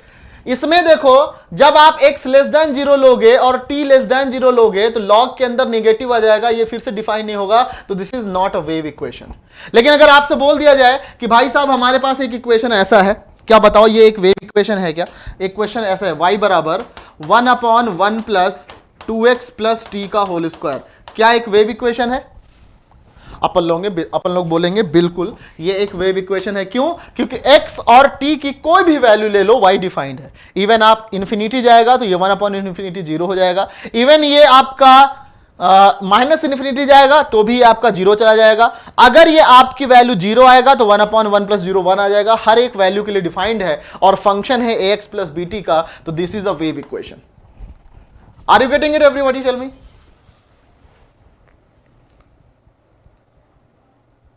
या everyone tell me, is it clear? अरे वो तो निर्मल, वो तो टीचिंग का तरीका है, कंटेंट तो सारा बताया गया है। अब ऐसा कोई टीचिंग क्या है, रट के तो आते नहीं कि आज हमको ये बोलना है, आज हमको ये बोलना है। एक्सप्लेन करते टाइम में कभी हम दूसरे तरीके से समझा देंगे, कभी आपको दूसरे तरीके से समझा देंगे। ऐसा तो टीचिंग में ऐसा तो है नहीं 2 घंटे रट के चलते हैं यही बताना है, तो वो चीज डिफर कर सकता है। वो आप तो 10 बार पढ़ाऊंगा तो एक्सप्लेनेशन का तरीका 10 बार आपको अलग अलग मिल सकता है, राइट? तो वो चीजें होती हैं। Tell me, is it clear? Everyone, is it clear? जल्दी से बताएं।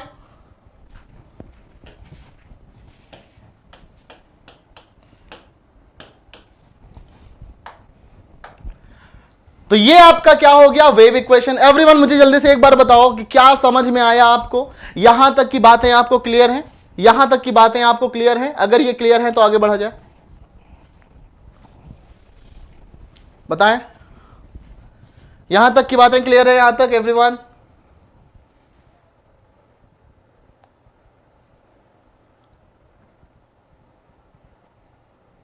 चलो अब आगे मैं बताता हूं तुम्हें, देखो ध्यान से।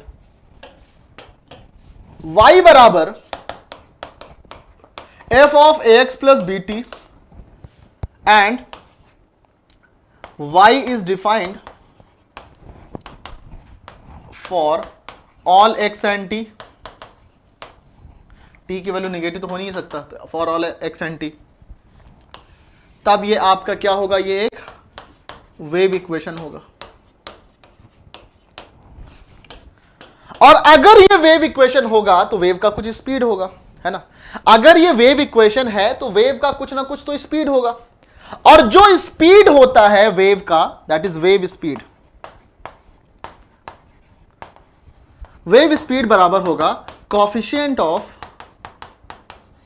T upon coefficient of x.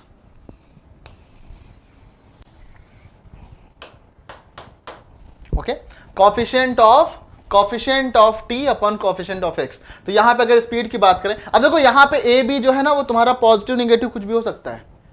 A and B यहां पे लिख लो ध्यान से, ए बी जो है वो रियल नंबर है, वो ऐसा नहीं है कि पॉजिटिव हमेशा होना चाहिए, निगेटिव होना चाहिए। बट यहां पे जो आएगा आपका कोफिशिएंट ऑफ टी, मतलब यहां पे आप पॉजिटिव वैल्यू इनकी लोगे, राइट। क्या लोगे आप, पॉजिटिव वैल्यू लोगे। तो कोफिशिएंट ऑफ टी कितना है यहां पे, बी, तो यहां पे आपका बी और अपॉन ए हो जाएगा, this much meter per second, this is the speed of wave। Clear. Next चीज बोलूंगा आपसे, इफ सर मॉडर्न फिजिक्स कब से स्टार्ट कर रहे हैं, वेव ऑप्टिक्स के बाद मीनाक्षी, वेव ऑप्टिक्स के बाद, है ना। वेव ऑप्टिक्स शुरू हो चुका है, मुझे अपने हिसाब से चलने दो, बहुत अच्छे से पढ़ाऊंगा आपको, और एग्जाम के पहले 20 तारीख के पहले पहले आपका सब खत्म कर दूंगा, राइट। तो लेट वी प्लान इट, बहुत अच्छे से चलेगा, राइट, क्योंकि आपको 5 दिन में इतना कुछ पढ़ाना जिस तरह कि मैंने 20 दिन में पढ़ाया है। I am already planning so many things ना, तो ध्यान से बस समझते जाओ, आपको ये मिलेगा। अब मैं बोलूं if a b is greater than 0 then wave travels in minus x direction. Minus x क्यों, क्योंकि यहां पे एक्स है, अगर यहां पे वाई होता तो हम बोलते माइनस वाई में, अगर यहां पे जेड होता तो हम बोलते माइनस जेड में, राइट। मतलब अगर इक्वेशन आपका कैसा हो, ए बी ग्रेटर देन 0 हो, मतलब जो साइन ए का है वही साइन बी का हो, and if a b is less than 0, मतलब ए पॉजिटिव हो तो बी निगेटिव हो, बी पॉजिटिव हो तो ए निगेटिव हो, then wave travels in plus x direction. बोले एकदम अच्छे समझ में आया क्या?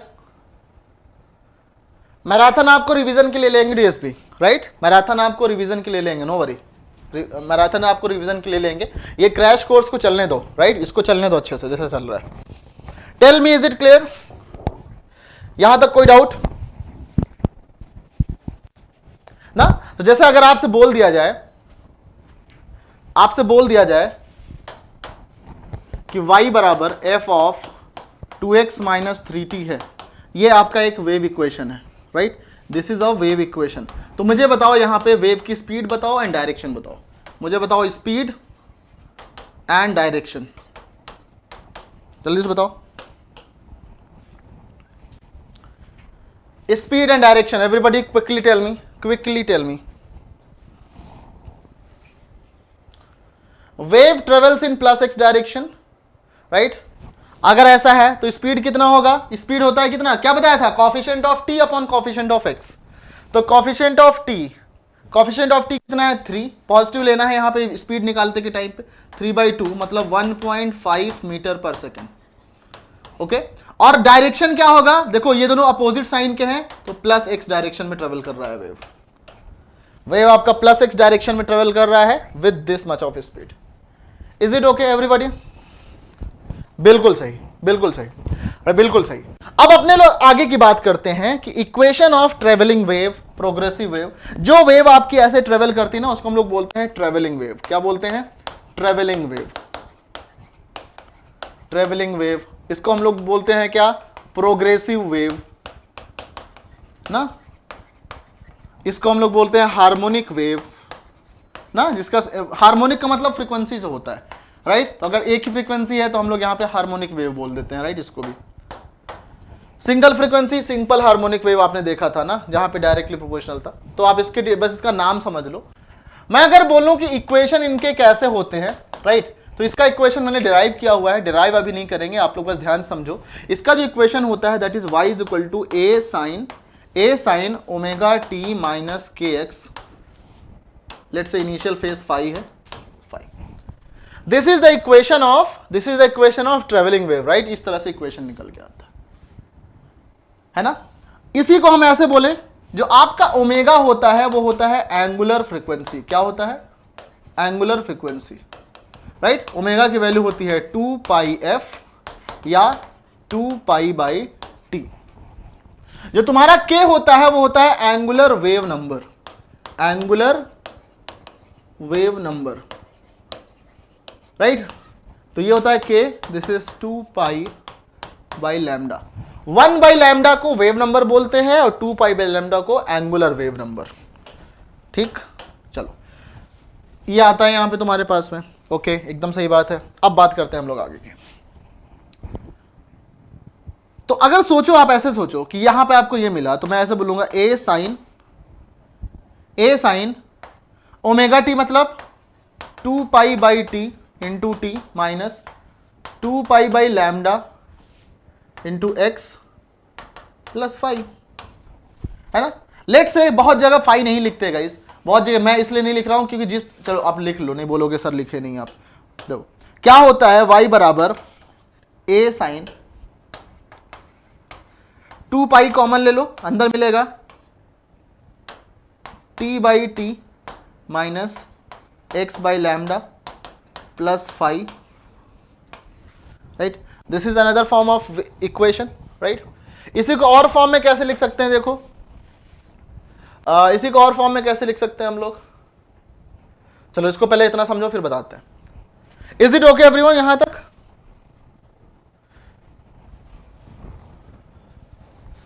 Well done. अब आगे की बात करते हैं हम लोग। देखो वेवलेंथ समझो ध्यान से।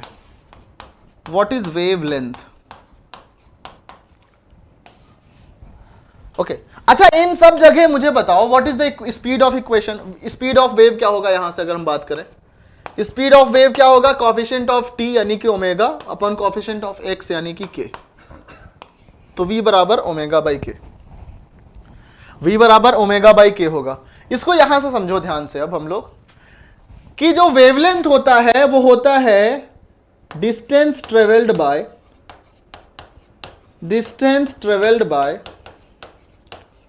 Wave in one time period, है ना। ये लैम्डा है, तो डिस्टेंस बराबर टाइम इंटू स्पीड, है ना। तो v बराबर कितना हो जाएगा? Lambda upon T. तो लैम्डा इंटू 1 अपॉन टी यानी लैम्डा इंटू एफ। तो v बराबर एफ लैम्डा। ये तुम्हारा फॉर्मूला आ जाता है यहां से, है ना। और यहां से हम लोग पुट करें, देखो वही चीज आएगा। ओमेगा कितना होता है? 2 पाई एफ। के कितना होता है? 2 पाई बाई लैम्डा। ये कैंसिल, लैम्डा ऊपर गया, मल्टीप्लाई हो गया एफ लैम्डा। v बराबर यहां से। तो अक्सर आपको ये दिया जा सकता है कि which of the following is the example of travelling wave, which of the following is the example of right progressive wave and so on. अगर मैं आगे की बात करूं यहां पे देखो y बराबर लेट से इनिशियल फेज आपका कितना है? Omega T minus K x. Late से यहां पे देखो ध्यान से, मैं क्या बोलूंगा यहां पे? ए साइन ओमेगा कॉमन ले लो, ओमेगा कॉमन ले लो, क्या मिलेगा? T minus K by omega x. तो इसको हम लोग बोलते हैं A sine omega T minus x upon omega by K. Omega by K होता है तुम्हारा वेलोसिटी, तो के बाई ओमेगा 1 बाई वी, यानी कि इस तरीके से भी लिखा होता है कभी कभी, ना, यानी कि फंक्शन ऑफ ये ऐसे इस तरह से भी लिखते हैं। दूसरा, अगर आप यहां से k कॉमन ले लो, लेट से हमने कहा भाई a साइन, ऐसा नहीं है कि जरूरी नहीं है कि आपका omega T minus K x ही हो, ये तुम्हारा के एक्स माइनस ओमेगा टी भी हो सकता है, राइट। तो ये क्या हो जाएगा, a साइन k कॉमन लो, क्या मिलेगा, x माइनस ओमेगा अपॉन के टी। तो ये आ जाएगा आपका a साइन k, यहां पर आएगा x माइनस वी टी।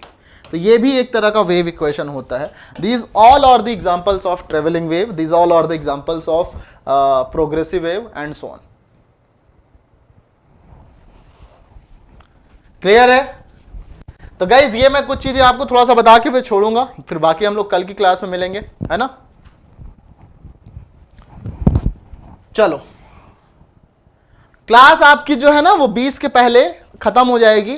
जरूरत पड़ेगा तो हम लोग एक्स्ट्रा लंबी क्लास ले लेंगे, बट आपका 20 तक तो खत्म हो ही जाएगा। क्लियर?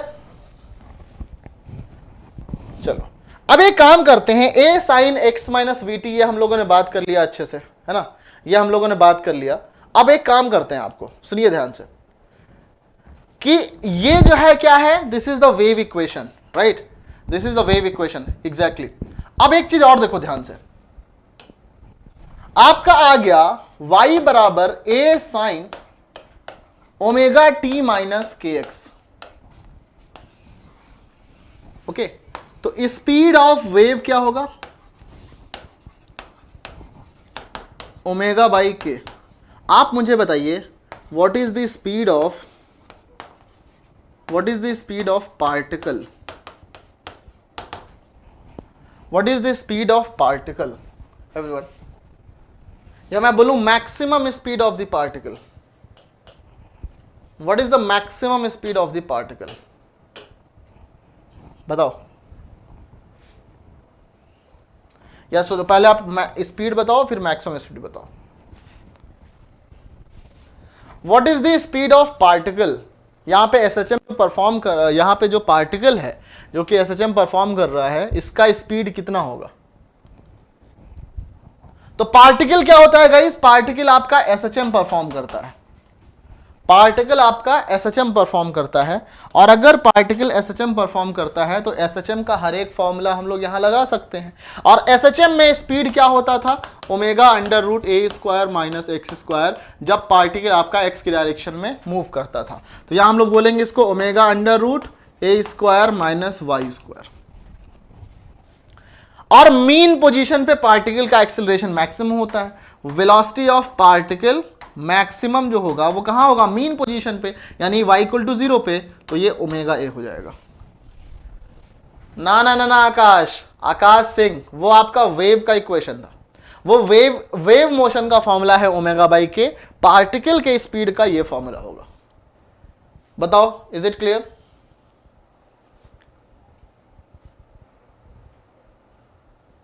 मुझे बताओ यहां तक क्लियर है तो।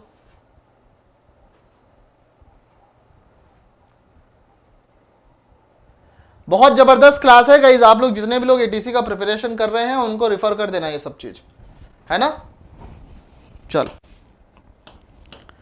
अब एक क्वेश्चन के साथ आपका एंड करेंगे। एक क्वेश्चन ले लो, जैसे मान लो मेरे पास ये क्वेश्चन है कि y बराबर 3 sign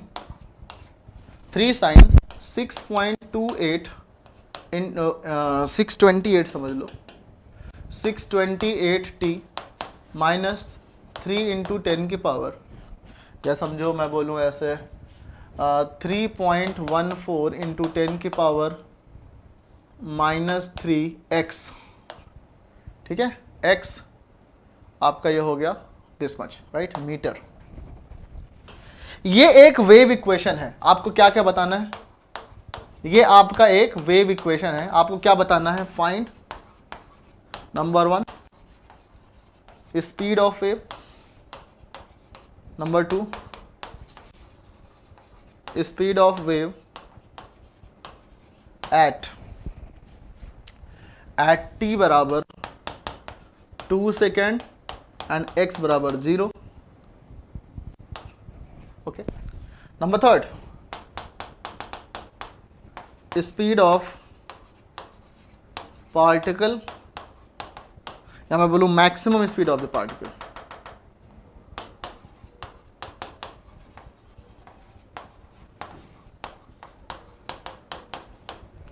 number 4, speed of particle at t बराबर 1/2 सेकेंड। आप ऐसे सोचो, t बराबर, नहीं आप एक मिनट,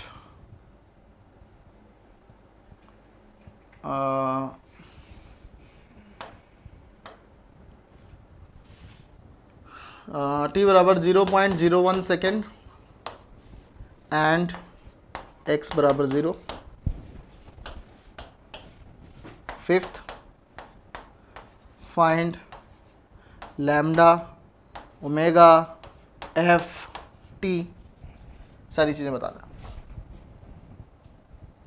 चलो, तो ये आपका है होमवर्क, राइट, जिसको आप लोग सॉल्व करके मुझे आंसर करोगे कहां पे, कमेंट में। कल मैं इसी क्वेश्चन से आगे की जर्नी स्टार्ट करूंगा। ओके, कल मैं गाइज इसी क्वेश्चन से आगे की बातें स्टार्ट करूंगा, राइट। आगे की कल हम लोग पढ़ेंगे रे ऑप्टिक्स को, हम लोग शायद वे ऑप्टिक्स से बाद में पढ़ लेंगे, क्योंकि अब जर्नी इसकी स्टार्ट हो चुकी है। तो मैं थंबनेल से रे ऑप्टिक्स हटा दूंगा। आपको ये वेव ऑप्टिक्स पहले खत्म कर लेते हैं, क्योंकि वेव ऑप्टिक्स में उतना ज़्यादा रे ऑप्टिक्स की जरूरत है नहीं। तो हम लोग वेव ऑप्टिक्स को खत्म कर लेते हैं और फिर हम लोग रे ऑप्टिक्स को, मॉडर्न फिजिक्स, और उसके बाद में हम लोग डिस्कस कर लेंगे दो टॉपिक जो कि कम इंपॉर्टेंट भी हैं, रे ऑप्टिक्स एंड मतलब क्वेश्चन आएगा बट इतना ज़्यादा नहीं जितना कि वेव ऑप्टिक्स का है। तो wave optics and ray optics and sound waves ये हम लोग करेंगे मॉडर्न के बाद में।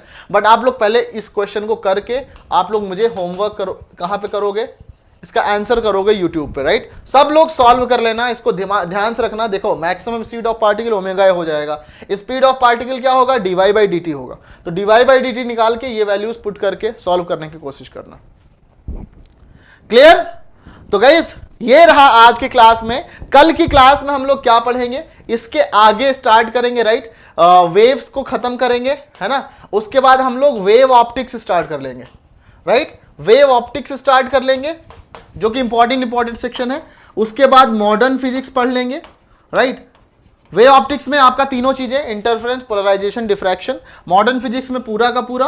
और उसके बाद जो यहां पे बचा है आपका रे ऑप्टिक्स, क्योंकि रे ऑप्टिक्स टाइम ले लेगा, बस उतना ज्यादा इंपॉर्टेंट है नहीं, बट पढ़ना है क्योंकि एक दो क्वेश्चन आ जाते हैं, राइट। एक आध क्वेश्चन आ जाते हैं, तो इसको हम लोग थोड़ा सा बाद में पढ़ लेंगे। और साउंड वेव्स, राइट। तो sound waves and ray optics हम लोग मॉडर्न के बाद में पढ़ लेंगे, क्योंकि अब इसकी बात स्टार्ट हो चुकी है तो मैं इसको खत्म नहीं करूंगा। तो मिलते हैं फिर गाइस कल की क्लास में, तब तक के लिए good night, see you in the next classes. और हाँ, एक बार जरूर करना कि आप लोग होमवर्क का आंसर मुझे कमेंट करके यूट्यूब पे कमेंट करके बताना है क्लास के बाद में। Bye bye everyone, good night.